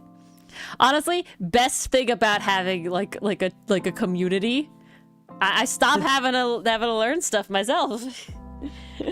Yep, we just learn by osmosis now. I will say, I didn't realize how much of that kind of person I was for Over the Garden Wall. You are that person. Yeah, I am that person for Over the Garden Wall. But I you don't think about it. You know what I'm saying? Guys, and can you believe I'm here that for they Pastry do Puff. not make Over the Garden Wall nutcrackers? Yes, I'm so sad. Like, it's such I have a dream, and the dream is to make nutcrackers with my father. However, he will refuse to buy a lathe or have a lathe. And I'm like, Father, please. And he's like, no, Ori, all I want to make is like easy furniture with classic 2x4s that I could purchase at Home Depot. And it's like, well, everything you have made is great, Father. I wish to make nutcrackers with you. And he's like, no, Ori, I do not wish for the lathe. I do not yearn for the lathe.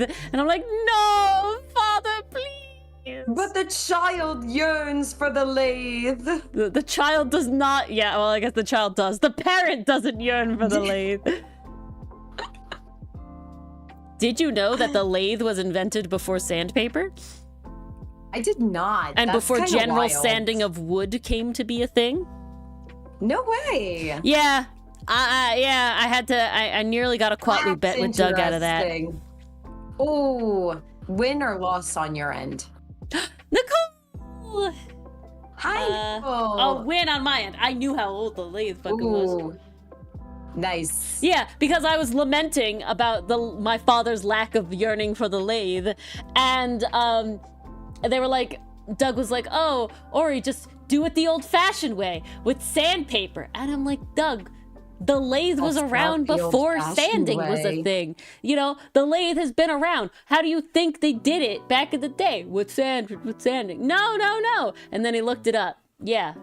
And he doubted you? Doubted me, yeah. That could have been some easy Quatlu in your pocket. Yeah, he didn't want to bet.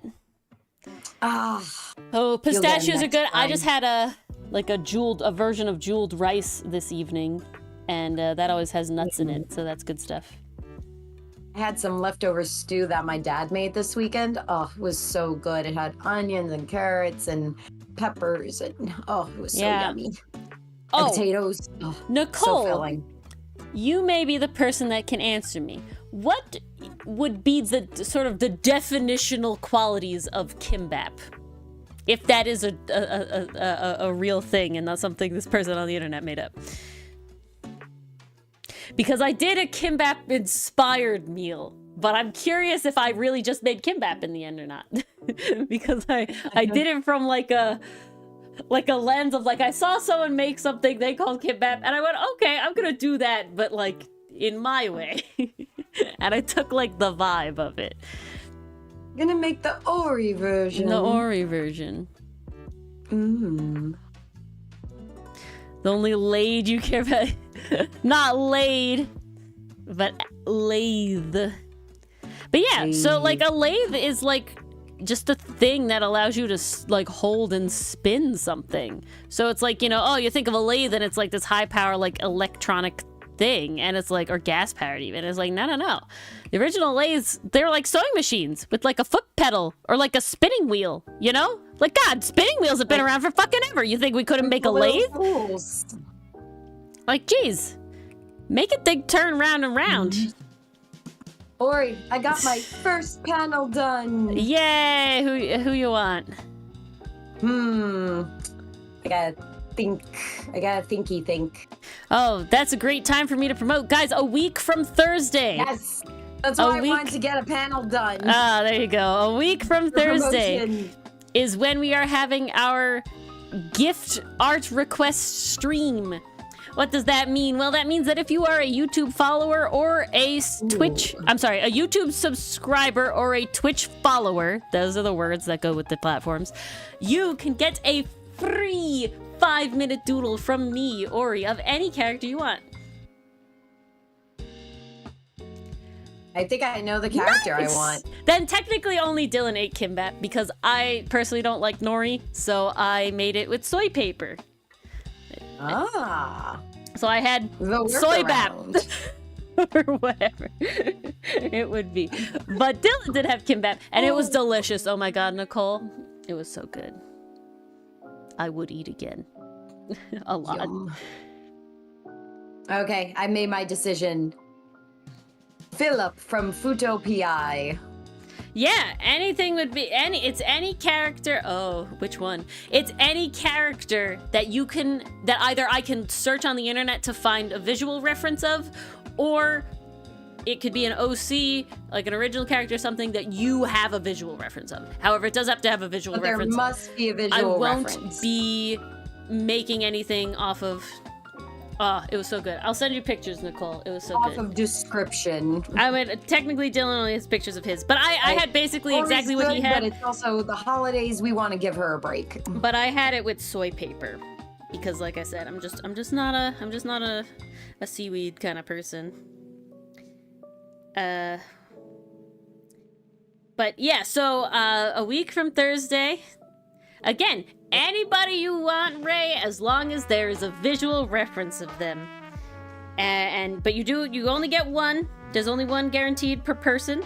If you are a YouTube channel member or a Ko-fi member, or were a Ko-fi member before I told you to cancel, you get an extra 5 minutes for every tier you are. So the lowest tier of Carpenter or Doofus Detective, you would get brain words that I'm blanking on. Minutes. Yeah, you would get 10 minutes, and then if you're the second tier, which is Cook or Psychic Sidekick, you would get 15, and if you're the third tier, you would get, which is Angsty Adversary or Medic, you would get 20 minutes. So yeah. I love how Hotsun's Ahoge changes shape in the wind. It's just such a fun little detail. Yeah, they all move around. So cute. It's just so noticeable with him because he has the one. That is very true. Sometimes my brain fails and I I draw two. So sort of like a rice ball. And I have called Dory out on it. It's a lot less rice. So the way that I was shown how to eat it from the internet was basically you make rice and then you make all like the toppings you can put in it, and then you use you hold your seaweed, or in my case soy paper, in your hand, and then you take rice and then you take toppings and you put them on the soy paper or your nori, and then, or kim in this case, your seaweed. And then you kind of like just fold it a little bit so that it's kind of taco shaped ish, but that's solely just so you can eat it. And then you eat it. And it was really good. And mine was made with ground turkey. If he's an Ace Attorney character, I do not think I do. I'm not super worried about visual spoilers. I have been like relatively blank, but that's not my biggest concern. Unless the visual spoiler is like a story spoiler. Like, I understand I'm not allowed to look up Apollo Justice. Yeah. I could certainly do that, Mason. One site that gives it away. Because then I can attempt to make the one that I find would be easiest for me to do, and thus have the best results. Okay, I need to get for Mars's thing. Where's fan art? Who's Apollo Justice? He's the main character from the Apollo Justice trilogy, the second Ace Attorney trilogy. The main guy. And from what I understand, the next prodigy after Phoenix. Yeah, so basically after we finish this investigations game... You're going on to Apollo Justice. Yeah, you could send me like base Apollo Justice, like he appears on the box and stuff, but I understand that like if I look him up I could get spoilers, so I'm not gonna look him up. You can send me Apollo. I have drawn Apollo before. Everyone will be providing their own references just so Ori doesn't accidentally get spoilers. Yeah, it's okay. The name is again not a big deal or anything like that. We just like to go into these games blind because it makes it more fun for you guys when you get our genuine reactions. Yeah, Nicole got Ori's Apollo, and Nicole got Phoenix. Phoenix art she did get Phoenix. That's right. Yeah. Have to look up some of these people. Mason.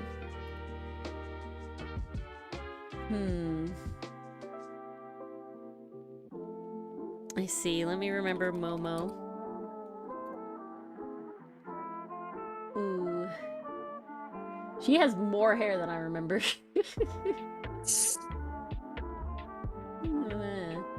And who's this? I wonder if that's the more recent season.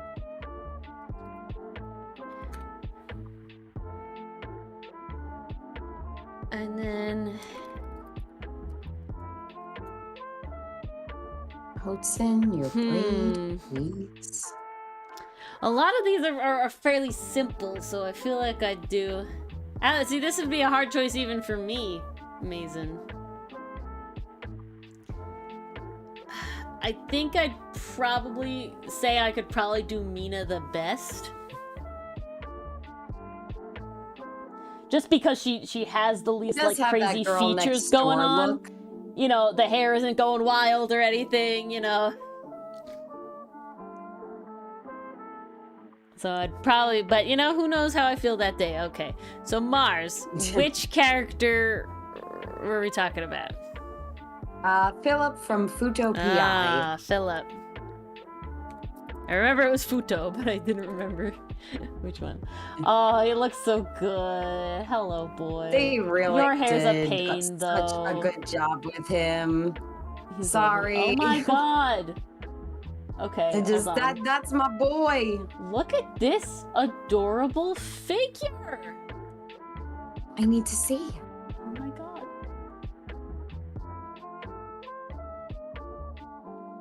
All right, let's get a good. You're a good image, right? You are. Maybe. Queen doesn't get enough love. Oh my gosh, I've seen that figure before. Oh yeah. It's so cute. They had it on Ami Ami. Oh, did they? Yeah, they still do, along with Shotaro. Those were the two we were looking at. Were they? I thought they were different ones. No. Oh, I swear they were the same. No, they were different ones. This was not the face I was looking at on Ami Ami. Nuh-uh. You sure? I'm pretty sure, yeah. He was too cute. That was not the figure. Swear to God it was, but okay. Pretty certain. I'm gonna look it up, because now I'm curious. Look it up. Maybe I'm Mandela affecting myself. Futo, P-I. Oh, I'm sorry. Futo Tante. My bad.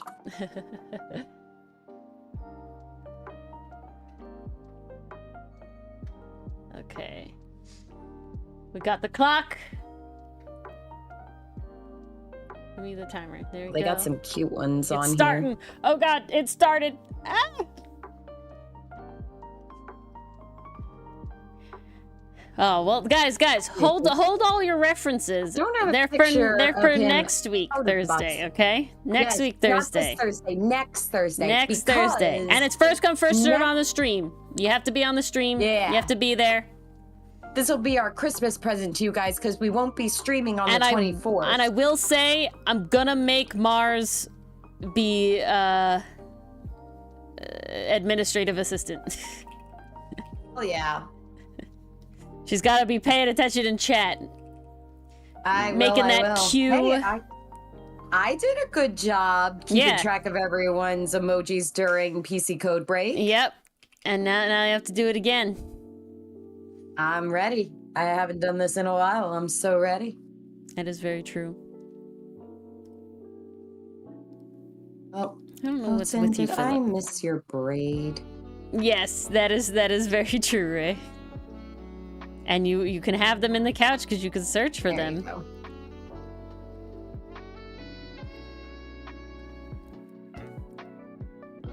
Let's try to There we go. Much better. Let's try to get a good 5-minute doodle out of this. Sometimes the character fights. I literally now have a folder on my phone that's just like my payments, and I can look at these pretty little doodles anytime I want. Aww. Look, guys, it really is a payment.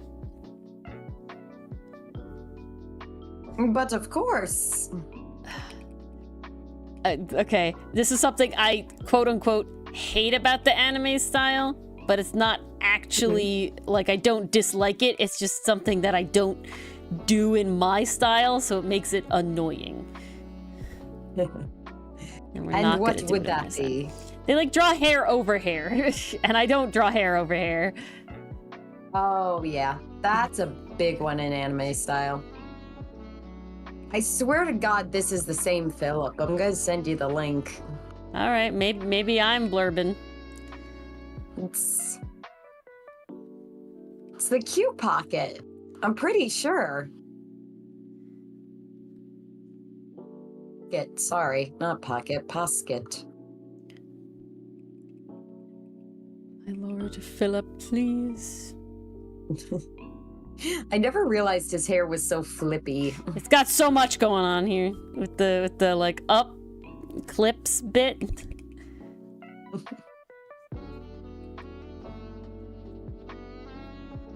And then he's got like little side. He's very asymmetric, this boy. We gotta add my little bits to it. I am just so glad that they took the duo and they made him the guy in the chair, but they didn't make him the serious guy. Yeah. Like, they made him just as goofy as Shotaro, but in an opposite direction. That he like wants to look at everything around him and wants to study everything around him. And you know what? Based, I can relate to that. Based indeed. Okay, you have pretty wide eyes with lots of lashes. Especially this boy's sexual awakening. Like, oh, I was jealous of you. Yeah. That episode was phenomenal.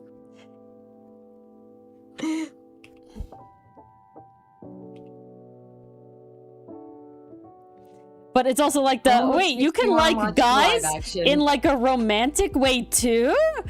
And it's like, Yes? And he's like, wow! Yes. Epiphany!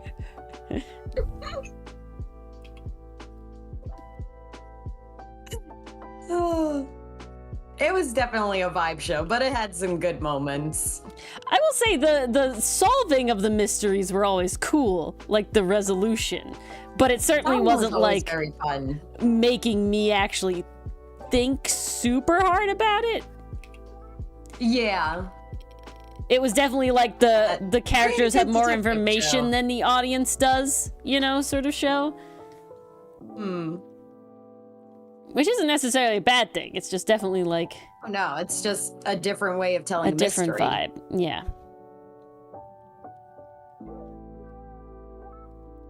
All right, there he is. He's so cute. See, that's a 5-minute doodle, guys. There you go. Now is he know. Perfect? No. But is it a doodle? Yes. There's one Mars payment today. I think I might earn 2 today, depending on how much Hotzen fights me in this one. Monster Prom rabbit hole. I did. Yeah, Monster Prom is one of those things that always intrigued me, but was never like I'm gonna do it, you know? Oh, This is Mars messaging me here. Oh yeah, because I sent you the yeah, the it link. is the same. I guess just Told seeing it you. from the box is like very different than getting to see the whole thing. It does make it look very different. I will say that. Like I will say like Shotaro is just like okay, but then getting to see like the full body is like, oh, this is pretty cute actually. I was like, ooh, that's nice. Little pose, they're like kind of posing together. Like it matters. You know, I don't know. I actually, ever since my my new Vash figure came in, I had to make some adjustments on my shelf. So I had to decide, ooh, do I get rid of some of these figures that like aren't from fandoms I'm super attached to? I just kind of got them for the sake of getting them. Mm-hmm. Oh, made some tough cuts this weekend. Now I just gotta figure out what to do with them.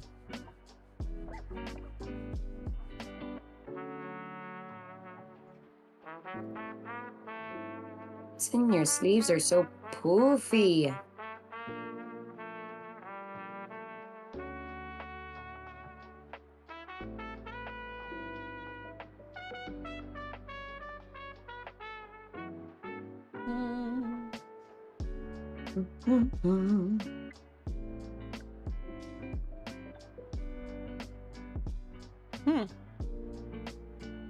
Oh? I just found another What'd you website, and they seem legit. Oh. And those figures are like $5. Shit. Yeah. Send? Okay. That's really wild.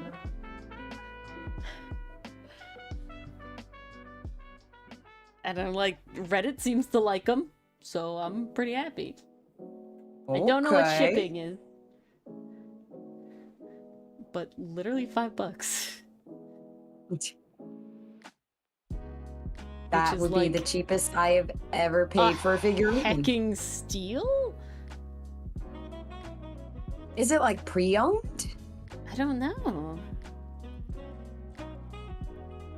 It seems like, to my understanding, it looks like this place is a brick and mortar store that also has a website. Ooh.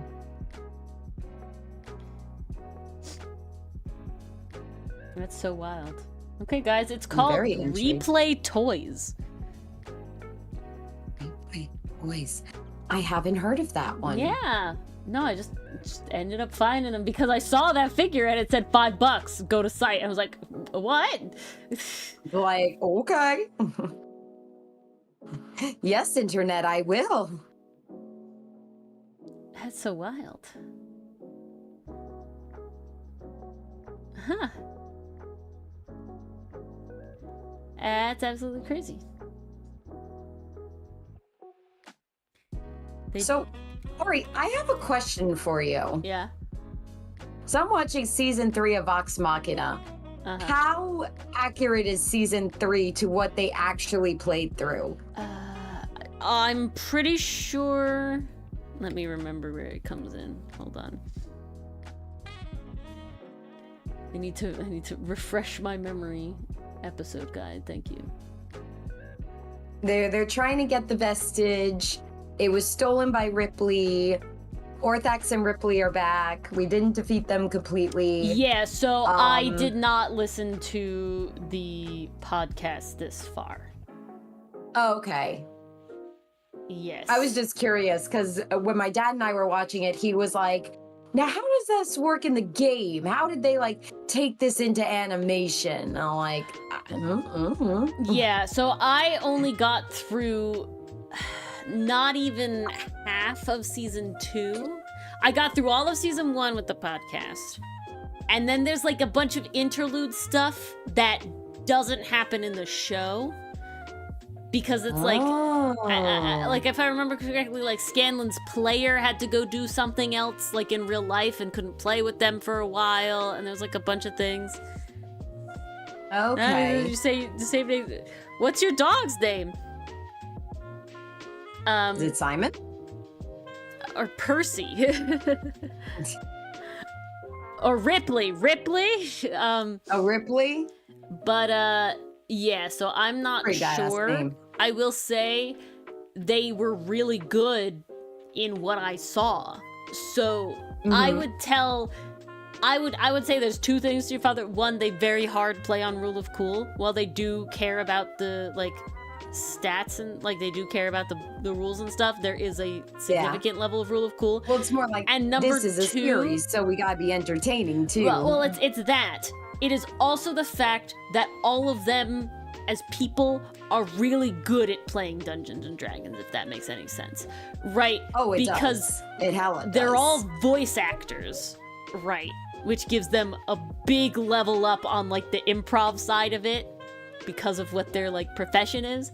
And then on top of that, Matt Mercer is like a DM god in like, again with the improv, but like planning it out. And they also have a lot of like production value that can go on into it. So they have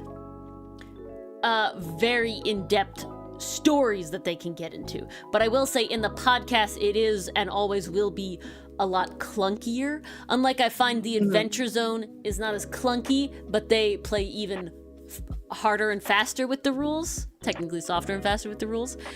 They technically play softer and faster with the rules, like a lot. Like Adventure Zone is much more the story, but yeah. And then it's like with the framework of D&D. Exactly. Interesting stuff. Hi, Allie. Good night, Nicole. Hi, Allie. I guess good afternoon. Nicole. Thanks for joining. Yeah, thanks for hanging. Good afternoon. I always forget. But they did very good to the heart of the story that occurs in from what I had podcasted and what I had, and you know, what I got through in the podcast. But it is like a lot more is cut out overall, if that makes sense. I had a feeling. Yeah, well, it's accurate in the sense of everything that did happen in the game. There's a lot other in-between stuff. There's a lot of other bits. Like, if I remember correctly, their time with the, like, other people that were hunting with them, the, like, the guests, the paladin that was, like, having a thing for, I think it was Keyleth, or was it Vex? I can't remember. But him and then the other, like, tiefling, they were around for a lot longer in the game. They did other quests and things that didn't involve that, like that. Oh, okay. So there's like a lot more there. And like I said, there's a whole thing of like Scanlan getting sent away basically because, like, to my understanding, the player couldn't make a bunch of sessions. So it was like none of that was in it to the same extent. Good night, Raymond. I see. Okay. Night. Hopefully, maybe so it's next Thursday. It's not this Thursday, it's next Thursday. Next The Thursday. 19th. The 19th. The and 19th, two, you guys. maybe we'll meet him by then. I don't know if he's in this if he's in the captive turnabout or not, but we shall see. I still want to know what the hell room we are in. I think it's a dog kennel related thing. It really looks like a weird dog grooming facility. But It really does. Why that's in a prison, I have no idea. yeah. That's always like a really interesting feat. Pastry Puff would be the one to know. Is turning a D&D campaign into like a story. And that's why I definitely I'm very picky about my live actual play podcasts. And I did overall like Rally. I did kind of fall out of Rally, for a number of reasons, but one of them definitely was time, but a couple of things for some other reasons. You think? You don't know yourself? I keep meaning to return to that one. Oh, you would know what Pastry Puff is. This character Simon show up in the captive turnabout. If you think that would be spoilers, don't answer, but I don't think it would. I don't know how it would be, but I'll trust your judgment. I mean, considering we know nothing about Simon, yeah, I feel like it would be okay. that is true. We can know. I'm the one that goes in the most blind. Mars dances with the devil. She flirts with those spoilers, guys. He does? Okay. Now, do you think that we could possibly meet him on Friday? Or you think he's too far in? I really just want to meet my character. I want to voice it really bad. I'm really proud of my work. All that practice. All that practice. It needs to pay off. Okay. Whee! Not a good hair, Stripey. We gotta redo this. Maybe so. Sounds good, Pastry Puff. I definitely don't want to know stuff, though, if it's, like, major story spoilers that I've somehow stumbled across, though. You know, like... But otherwise, I think we're usually pretty good. We try to be. I think we follow the rules. I think Mars has seen Let's Plays of Omori. No, I haven't actually. You're just looking at spoilers? Well, I looked at spoilers in the chat. I will say, overall, Pastry Puff, we are very strict compared to the rest of our lives with spoilers. Not talking for Dylan, but Mars and I are very strict With compared to the Ace rest of our Attorney, lives with Ace I do Attorney. try to be strict with that. With And other spoilers in my life, I don't Yeah. care. Guys, you know the reason I watched Miggy and Dolly in the first place? The weird-ass show about the two twin boys? Because I saw the ending. And I saw how wholesome it ended. And I was like, wow, I really want to know what gets us to this point. Like, this seems to have substance. I want to see more. And guys, going through that series the first time, knowing that that happy ending was right around the corner, it kind of helped. It made it worth it.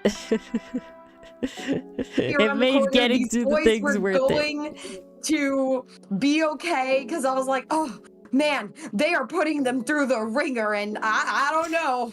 See, it's very funny. So then when Mars watched it the first time, because she literally binged it, I got like a pretty solid play-by-play of like the whole mystery. I was texting Ori actual paragraphs. But I did not know the ending. She didn't talk about that. We just talked about the actual the actual like mystery of it that was happening. And still not enough where like I didn't know about the existence of like these two other characters that I love. Three characters, 4 characters that were Chads. 4 characters that were Chads. There were 4 major Chads in that series. There were 4 major fucking Chads in that series. I didn't know about like these other little like these 2 little dogs and stuff. It was a lot of stuff. I'm not gonna spoil the mystery because I know that's what other people in here are really for. But It's a good mystery. It's a very intriguing mystery.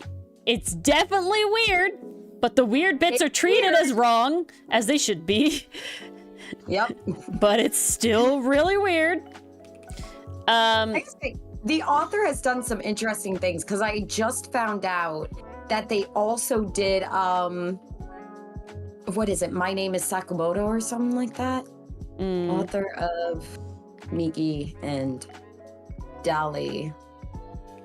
Nami-sano. But so it was still a ride, even though I had like a general idea of the mystery by the time we watched Sakamoto. She did that one. And that one's been animated too. It was still a good ride overall.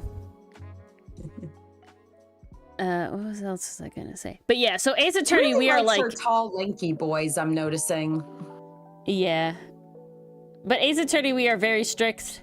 I'm mostly strict on Mars more than she. If I wasn't like, Mars, don't look up spoilers, she probably would not be as strict about it. Amazing, Don weird, but grounded.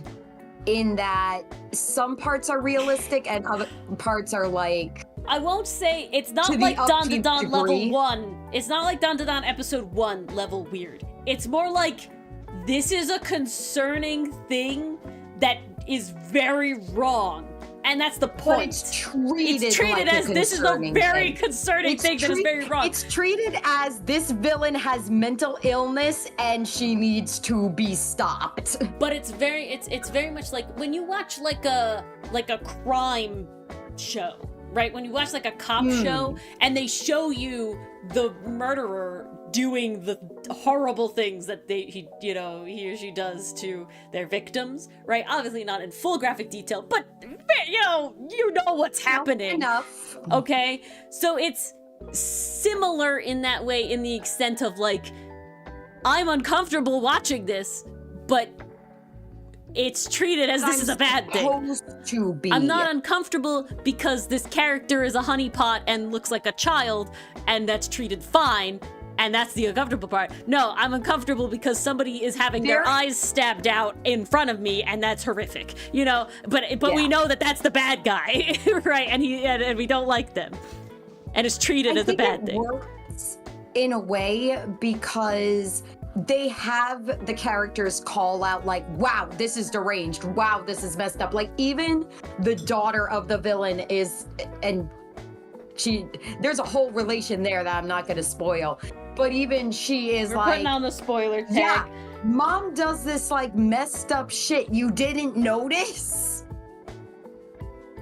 Yeah, it's definitely a lot. Like, it goes places. It's not for the faint of heart, but I will say, if you stick it out, you will find some really good character development. Dolly is my favorite twin. I love his development so much. It's done very well. There's like I said, there are three, technically four, but definitely three characters where I constantly just kept going, that's a Chad! They're so Chad! Oh my god!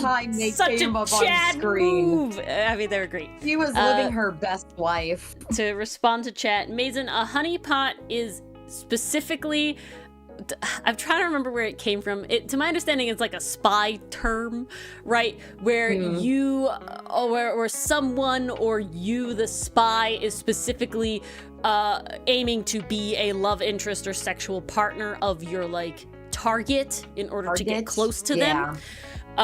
So a lot of times it is like one character that is specifically like the hot woman is very classically the way, and then jokes are played off of that, where it's like she goes and lures the bad guy back to the bedroom because they're doing, and whatever, and she's just being sexy, and that's like her goal. Yeah, that. But it's technically gender neutral term. That's just like the classic way to do it. But the whole point is that you're distracting or luring with sex appeal. It's a general term, but we all know because if I remember correctly, the animated show Archer did a joke with like the guy, and he was gay, so they needed like a gay guy to be the honeypot, and that was like a joke of the whole thing. So it's like sometimes I do it. So men can do it too. Like there's nothing in the rules that says a honeypot can't be a guy, But it's normally not depicted that way. It's very rarely done. Yeah, it's normally depicted that way as like a joke. you know? Or as like, yeah. You need examples. Again, the big one I could think of is from like season 1 of Archer. I'm pretty sure they joke about a guy being a honeypot. Well, actually, do you think Dolly would fit into that category? Yes, 100%. Yes, to get 100%. the information? 100%. Yes. No, that's without question. Went all like espionage disguise, like undercover for that shit. No, that is not what you're thinking, though, Ray. I'm sorry. That's beautiful, Pastry Puff. Who was number 1? I'm so curious. Ooh. But I'm trying to think of who else. If there's any other like, I just don't watch enough like spy infiltration related shows or anything to like really do that, you know? Actually, nowadays they're like few and far between, which is very sad. I need more like, mystery spy stuff. I think the closest thing to spy that we watched recently, I mean, Spy X Family, absolutely. But they're also, more like secret agents daddies.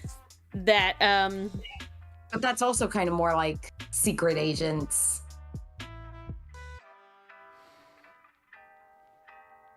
Hitmen. It's more like hitmen, honestly. Bilford? What's Bilford? Wait, is that Bill and Stanford? Bill and Stanford, yeah. I didn't read Book of Bill, so I don't know why they're going really hella on it, but it makes sense. Okay, apparently in the novel Rainbow Six, choose to ship a triangle. There is a honey pot. So there's honey pot, there's honey trap, and there's something else. They're all the same thing. Honey pot, honey trap, and honey pot or honey trap. Those are the two things. But apparently in the Tom Clancy novel Rainbow Six, there's a male honey pot. Oh, that makes sense. Oh my God. I'm really pissed now. The Alex Rider series has a male honey pot in it. Oh God. I'm upset because it's one I didn't get to read. It's never too late to return to a series. It's one of those ones where it's like, since it's like definitely for like younger audiences, it's like how does it hold up, you know? In Metal Gear Solid 3, is this a guy? Wait, could we also say that Cloud Strife, when he dresses in drag, is a honeypot? No. Because I think he does that to get information, too. Who? I'm sorry, who? Cloud Strife. There's a chapter in Final Fantasy VII where he has to infiltrate, it's like a fashion show or something. So he's either in drag or skag, one of the two. And I'm wondering, like, does that fit the category? Yeah. I would say if the point is to use your like sex appeal to create like a sexual or romantic relationship with someone to compromise the target, that's the goal. So yeah, this I'm looking at the Wikipedia says in espionage terminology. He really did follow that to a T. No, he really did. The honey pot or honey trap are terms for an operational practice involving the use of a covert agent, usually a woman, to create a sexual or romantic relationship to compromise the target. That's what it is. Okay. An operator may be... These situations are a very common trope in spy fiction and media portrayals of female espionage specifically. Yeah. But variations can include same-sex relationships and complications may involve the covert agent actually falling in love with their target, enemies to lovers. Aw. So.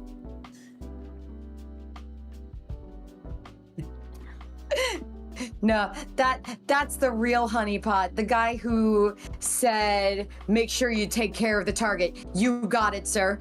He was the light of my life. Do you remember that meme? No. Oh, there was the one. I'm trying to think of the details of it. it was between a hitman and police officer, and the hitman was told like take care of the police officer. So he said, "You got it, boss." So he takes care of the police officer, but like in a TLC kind of way instead of a like off you kind of way. So when it's the hitman's funeral, the police officer's just like, "He was the light of my life. He took such good care of me." I'll have to find that one again. Mason, Skag is when, and Ray, Skag is when specifically the goal isn't to hide your masculine features. So like doing drag, but you specifically are accentuating your beard or things like that, you know? So it's like, you're in this like special in between where you're specifically not trying to get to the point where you appear to be a woman. 47? That should be higher. Damn, Bashwood was low. Wolfwood got number 2 in and Sexy was Men, 38. Well, I think Dungeon Meshi was just at the forefront of people's minds. That's what I gotta say. I think so. Maybe the real honeypot is the friends we made along the way. Did Trigun come out this year? It was at the it was at the beginning of the year. But I thought it was 23. Way at the beginning. I thought it was 23. Hey, I'm glad we're still talking Bashwood a year after. Yeah. Yay. Yeah, 2023. 2023. Yeah, because we watched that in person when it was coming out. So, it had to be 2023. And we were doing that on a weekly basis, too, because It's honestly, a list of 100. Died. 47 doesn't seem low. Yeah, I guess so. I suppose, but those are my boys. I don't like Labru personally. That one I can't get behind. I guess I just want Laios to be Laios. I don't know. Maybe that's me. Same with Natsu. I don't ship Natsu with anyone. That's just we have boy, and they can be there, and they could be friends, and that's it. Sometimes they're sacred in my head. It's one of those ones where, like, because of course I read all the fan fictions, I have seen like AUs where like post manga Kabru and Laios like I call it an alliance because I don't want to give spoilers. Allie, but it's like, okay, I could see this. Allie, we highly recommend Trigun Stampede. Without question. It's so good. Mars and I have not seen the original Trigun, but Trigun Stampede is fucking epic. And I have not really heard anything bad about it. A lot of people love it. So it's really good. Season 2 is coming out. Stampede. And it's called Trigun Stargaze. Oh my god, I'm so fucking ready. No, I'm not, because Wolfwood is doomed by the narrative, and I'm scared. Yeah, don't make me think about it, okay? I don't want to think about it. Don't make me think about it. I just want Vash to be happy. Poor boy has been through so much. I will say, Allie, the OST for Trigun Stampede is stellar. It is such a good example of world building in that the art and the backgrounds do a lot of the work in the storytelling, and it's just, it's so good. And the animation is top tier. Like, this is good CGI animation. They blended it so beautifully. No, it looks great. It looks great. Like, it doesn't look janky at all. Really it takes some getting used to, because some characters are more rubbery than others, but you get used to it pretty quick. Once you see Vash's first fight scene, you'll be like, okay, I'm sold. The Shakespeare skull? Skull? I do not know what that is, so I'm gonna go with no. And even if the word is meant to be school, I'm still gonna say no, because I don't know what that is. Can't say I'm from there either. They did make us read a lot of Shakespeare in high school, though. Well, okay. Yes, that is good. But Zutara and Katang are also very old at this point. So I feel like if, like, Avatar came out this year, like, we'd have, you know, we'd have a lot. Oh, high recommend, Allie. We stand. I've drawn fan art. Ooh, we want to see my fan art of Ooh, read a pickup specifically the line one for you? Sure, Mason. What's the pickup line? I'm curious. I'm gonna do it. I'm gonna show it. I'm gonna show off fan art. Anime. I have a fair amount of fan art for it, but we will just show off the main one that I did real effort on. Look at this. Still love so this one. good. One of my favorite fan arts I've ever it's done. Inspired by So Into the good. Spider-Verse. Yeah. With the falling upward shot. So good.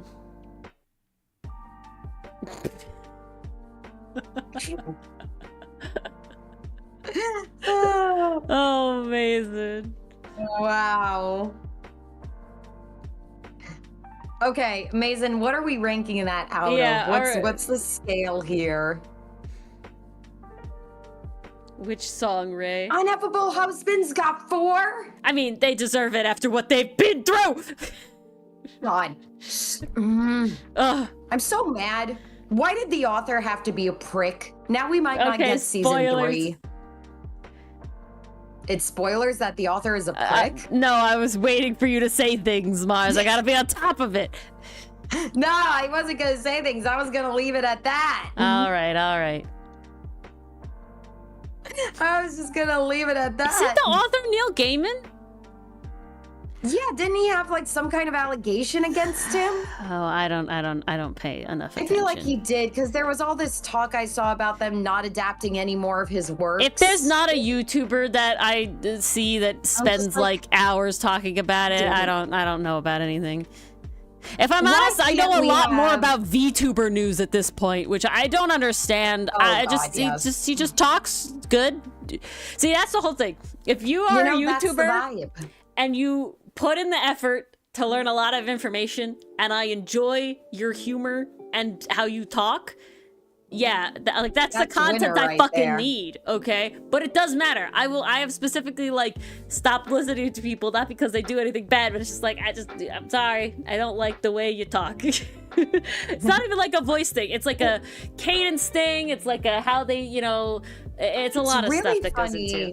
When you like have someone on your subscribe that you've been following for a while, and then you listen to them again, it's like, this isn't hitting the same way like it used to. I wouldn't use it non-jokingly, Mason, but it is a funny one. Like there's a lot of funny ones.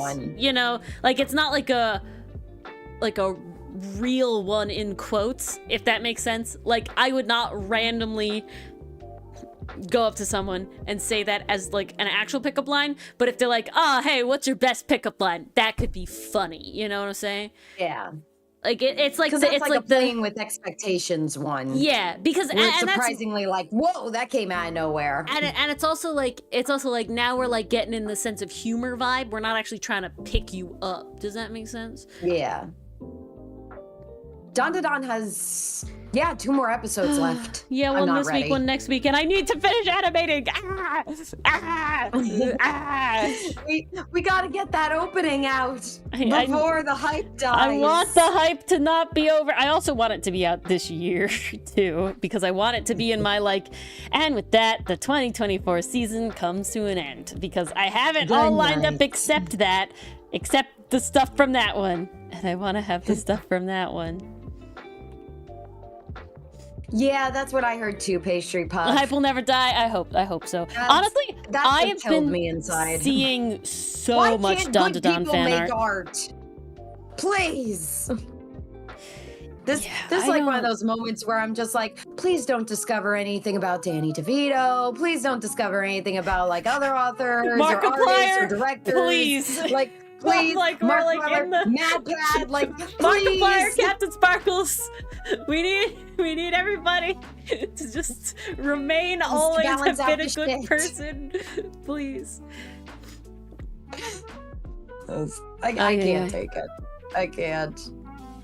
It's just I think it's one of those things where it both attracts those kind of people and that power gets to your head. I think it's those two things. Oh, definitely. I think it's those two things that just make it because guys, that's why we need two of us. We got to keep each other humble. But when you think about it, who are the people that are getting all this stuff? Very charismatic people. And what are very charismatic people also possibly good at? You know, who are also very charismatic people? Psychopaths, sociopaths, and manipulators. Narcissists. They're all very charismatic. The whole shebang. Because that's a skill, okay? Charisma is a skill. But they focus on that because that's how they know they get their way, right? That's a skill that is required to make people like you, even if it's false. And so who are the people on the internet that get the most hype? People who are very charismatic. And there it goes. Yes, seriously, Allie, it's the end of the world. If Markiplier has some shit come out, it's the end. It's the end times. I just feel like, there's no hope in this world anymore.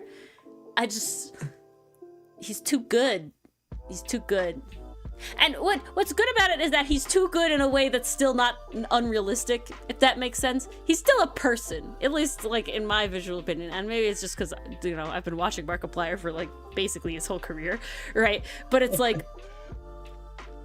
he doesn't feel as untouchable as some other people do. Could only think of Riz. I mean, Riz is it, you know, but I feel... It feels like he comes down to people's levels, I always feel like charisma is the thing and Riz is the action or descriptor. You can have Riz, but that's it. But you rizzed them up. You know, nobody says you charisma'd them up. Like, it doesn't work, you know? Nah, that does not flow. Yeah. So I guess I just use it in different ways. And I feel like charisma feels like a clinical term in how I was talking about it, right? Like, I'm like, this is scientific. You know, we're using charisma. You know, you can't use Riz in a scientific study paper. Okay, it just don't work. Slang, indeed. Gotta love it. I learned something horrific about English. Bitty toilet this year yet, so I'm very grateful. That's good. I think the ones you work with are a little young for that, even. And again, I am very grateful. What was I saying? Dang it. Oh, I learned the terrible thing that does not always mean the opposite of a thing, and I hate it. No, it doesn't. I hate it a lot. I hate the fact that real words. So I knew about ravel and unravel, which is terrible. I hate it. I hate it a lot. Who fucking says ravel? Nobody. Good night, Mason. Night, Mason. However, yeah, right, Allie. He just doesn't feel like a celebrity, but it also feels like he keeps his like personal life separate enough. I think that's a big thing. Same with Captain Sparkles. I feel like they both feel like, and even Matt Pat. You know, he announced things, but I never felt like I was like learning too much in about his him, life. You know, where even like celebrities is like, why do we know this shit about people? Doesn't make No, Allie, does not always mean opposite, because unravel and ravel mean the exact same thing, and it's terrible, horrible, disgusting. I also learned two other words that are apparently words. They shouldn't be words. We know what thaw means. Apparently, an absolutely correct and viable word is unthaw. Yep. Who the fuck uses that? Hate it. Terrible. But they mean the same thing as thaw. And I'm trying to remember the third one. I would never say unthaw. I would say defrost. Yeah, but that is the opposite of frost. Yes, burn English. Burn everything. I got another panel done. Dan TDM or Dant DM? Yeah, the heck is unthaw. I'm trying to remember the last one. Except the dictionary.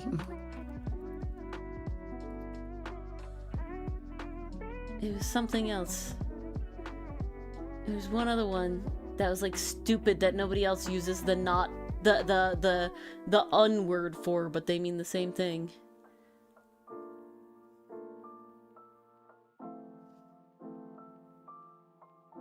I'm blanking on the last one. Dan TDM. What does Dan TDM do to separate life and the thing? Yeah, I think that's good. What is his content? Anti-DM? Ah, I see. Oh. Minecraft guy. Oh, here we go. Yes. Okay. Unloosen. That was the third one. Oh, Who the fuck terrible. says unloosen? It's a word, apparently. It's a fucking word. It's a fucking word. It means the same thing as loosen. Terrible. Horrible. No good. Very bad day. Why is it a thing? Unloose. Who the fuck That says is unloose? bad. Who the fuck says unthaw? No and who the one. fuck says ravel? Okay, we killed those words. Those words should die. We chose. In No, the collective Ray. consciousness, Ray. they have. Unloosen and loosen mean the same thing. Yeah. They mean the same thing. It's not opposite. Unloosen is not a synonym for Titan. That's why it sucks. If unloosen was a synonym for Titan, then it could just be a funny thing to say. Like when you add un to shit randomly because you're having a fun, it's like, oh, I don't, of course you can't make an example right now, but like, oh, if I got wet, I got, undry, right? That's haha funny, ha ha ha, because English, haha, we could do shit like that. No, you fucking can't, because sometimes you put on shit and it's the same fucking thing. Ravel should mean to wind something up. Inflammable is bad. Yes, inflammable is horrific and horrible and the worst word ever. Should not exist. I'm sorry, Allie. How do we make your day better? You're traumatizing everyone, Ori. Oh no. What do I have that's cute? Ooh, should I give a cute character? I just finished the panel. Sure, Mars. Who do I draw? Look at this cutie. Look at him, Allie. This is Philip from Futo PI. Good show. Oh, that He's just a happy movie little should guy. be out, shouldn't it? Oh, I think so. Oh. Can you do Masayoshi from Samurai Flamenco? Yes, I can. The boy. Yeah, it came out. Night. Oh, we gotta add it to the list. I don't know if it's on Crunchy yet.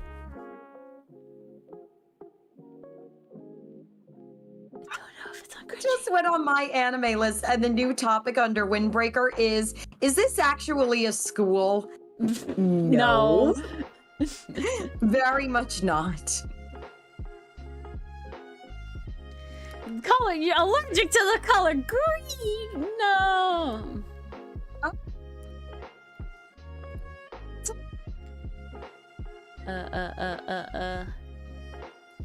Samurai. Ugh. All Let me right, go. chat. I'm gonna need your opinion here. Do I give up on Blue Exorcist? Yes. Oh, okay. Well, Join you're not me. chat, but your Join opinion me. is valued. Oh yeah, I was gonna. Wow.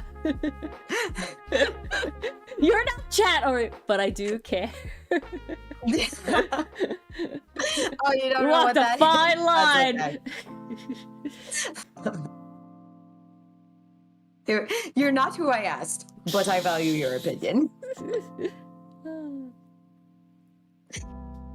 Oh, we're getting mostly I don't knows, never watched it. Yep. Oh. So Ori's right. All right. Join Ori's her. right. I'm taking it off the plan to watch list. Do it. Put it under drop. How can I drop what I never started? If it's a series, and it's just seasons, I usually count them as dropped. That's just Let's a see what I personal have thing. on my dropped list, actually. Okay, so I currently have Blue Exorcist has been dropped. Blue Lock also dropped. JoJo's Bizarre Adventures Part 6 Stone Ocean, I dropped that. Kemono Jihen dropped that. Kinoko Inu dropped that. Yeah, I got a couple dropped ones. I dropped Panty and Stocking because that was too much for me. Allie, you think Blue Exorcist itself is good by some, or specifically the next season? Because I've seen the first 2 seasons, and Marna's has seen the first 3 seasons. Did you finish the 3rd season? You did, right? I did finish the 3rd season, Okay. and I was massively upset the entire time. And I stopped because when Mars is like, oh, season 3 came out, look at how they massacred our boy. I went, okay, no. The art style is bad. I am all for squishy characters. I am all for like the rounded face, but I am sorry. That is the look of a character starting their journey. How did Rin look sharper, more confident, and older in season 1 where he's just starting out compared to season 3 when he's been doing this shit for at least a year? Yeah, makes no sense. Like we went from battle hardened to squishy marshmallow. Poor I Blue don't Lock. like the art style change. You like Blue Lock, Allie, or it was massacred? Blue Lock season 1 was okay. I did enjoy that. I did get into that. Blue Lock season 2 had some issue. Oh my god, there were so many issues behind the scenes. Like when they say it's PowerPoint the anime, they are not kidding. They are literally like, you can almost feel the cursor from the mouse moving the assets around the screen. Oh, wow. So rough. Oh, it's an animation issue. Oh, a studio issue. It did not deserve its fate, Allie, because I was enjoying season 1. Like, I was so interested in this concept of, oh, they're breaking the rules of soccer. Like, the author would have had to know a lot about soccer because, you know, if you want to break the rules, you got to know the rules. And there are so many ways to do that in a thought-provoking way that gets the audience looking at things differently. That's the fun about some of these sports animes, especially when you start breaking the rules. Because, like, if you understand it, then you can respect the strategy behind it. And the innovation and the, you know. Season 2, rough. Really rough. But I think they had a lot of behind the scenes issues. I think it was like 2 guys working, like, just rough. Rough. Okay, I never realized how wild some of these anime characters' hair are, especially compared to how I draw hair. I gotta tell you, I wouldn't sit here and be like, oh, I draw hair super simple. But then you come out here and you see these anime characters that are fucking animated, okay? These shits are animated. What the fuck? It's a lot. It really is. It's a lot of pieces. Like, at least I can excuse, like, Genshin because they're 3D models. So you make them once, and then they move. You know, like obviously there's more exactly than that goes to that, but you're not redrawing them every fucking time. You know, it's all kind of like together. Any but good these guys, no, RPG, you have to do them over and over. Don't really play RPGs. Good RPGs? I will say, what was one I played? Hades? recently? Is that an RPG? I don't know what's an RPG overall, if I'm being honest. That's more of a Metroidvania, what's it called? I have no idea. It's I forget the terminology for it, but it's the one like where you play over and over and the dungeon resets every time. Roguelike. Thank you. Roguelike. Yeah. Thank you. But RPG recommendation. What did I finish recently? I recently finished Child of Light. And that one was pretty fun. It was a very simple RPG. I personally thought it was really easy to beat. Like, if you know how to strategize, you can beat the game.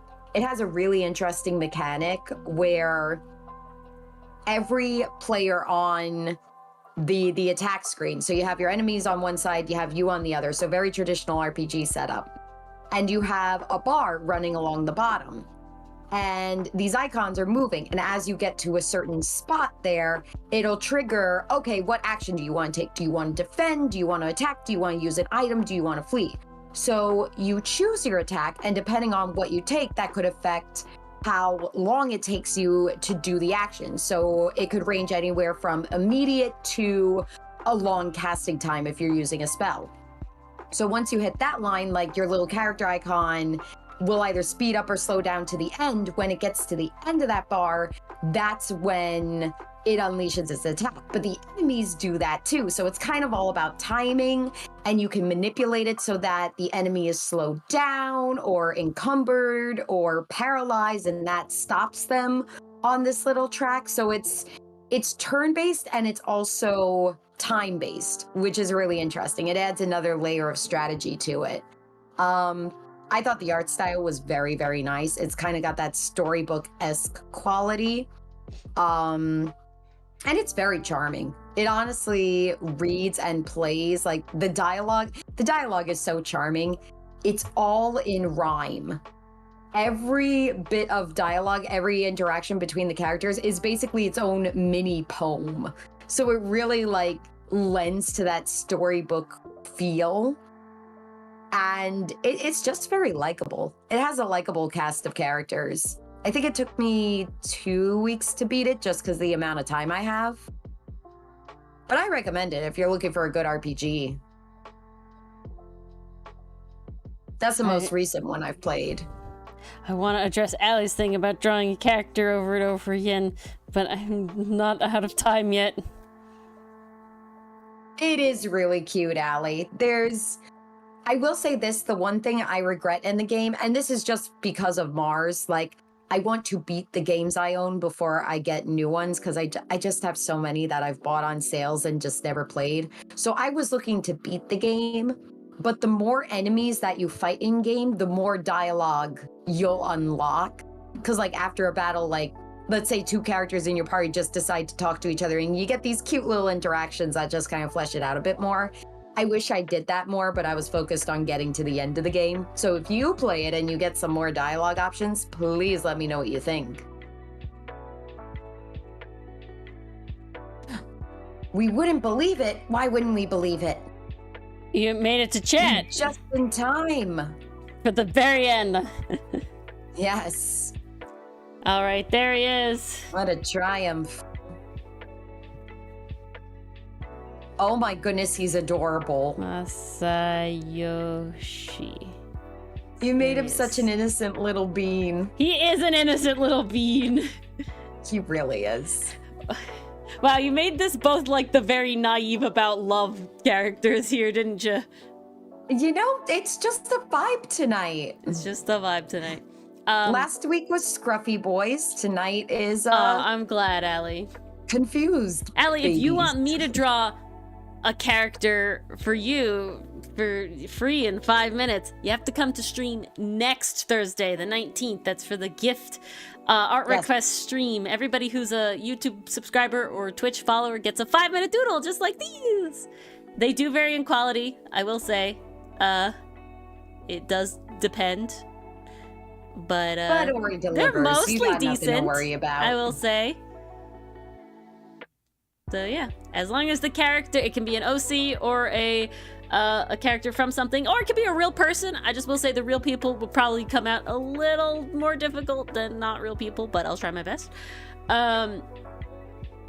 As long as there's a visual reference for them. So it can be your original character, as long as you or somebody else has already drawn them, or maybe you have a hero forge of them, or a pick crew, or something like that. Yeah. The closer they are to my personal style, / the better I know the character or have already drawn them, the more likely I am to get it right. So these characters are both from shows that I haven't drawn, but Mars and I watched together. These 2 characters, I have seen this one, but I not like a super amount. This character I've never seen before, the left one, Thorfinn, I've never seen before. This guy I know very well. Saga, you'll cry. And haven't drawn, watched the thing and seen tons of fan art, watched the show, but you normally don't see him without his boar's head on, so a little difficult. And honestly, the art style of Demon Slayer's fairly removed from my personal one.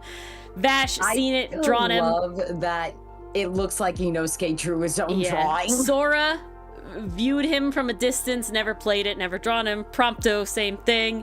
Slain, first time I ever saw him. Sasaki, have seen, have doodled. Bianca did play Pokemon and have seen her, but never drew her. Sanzo didn't know him, very removed. He had to be redone, so he's not a good indicator. Momo, obviously watch it. Never drew her before. This one's fucking great.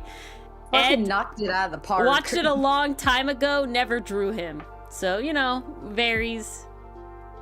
All this sort of things. Also, this was like old anime style that was way too fucking detailed.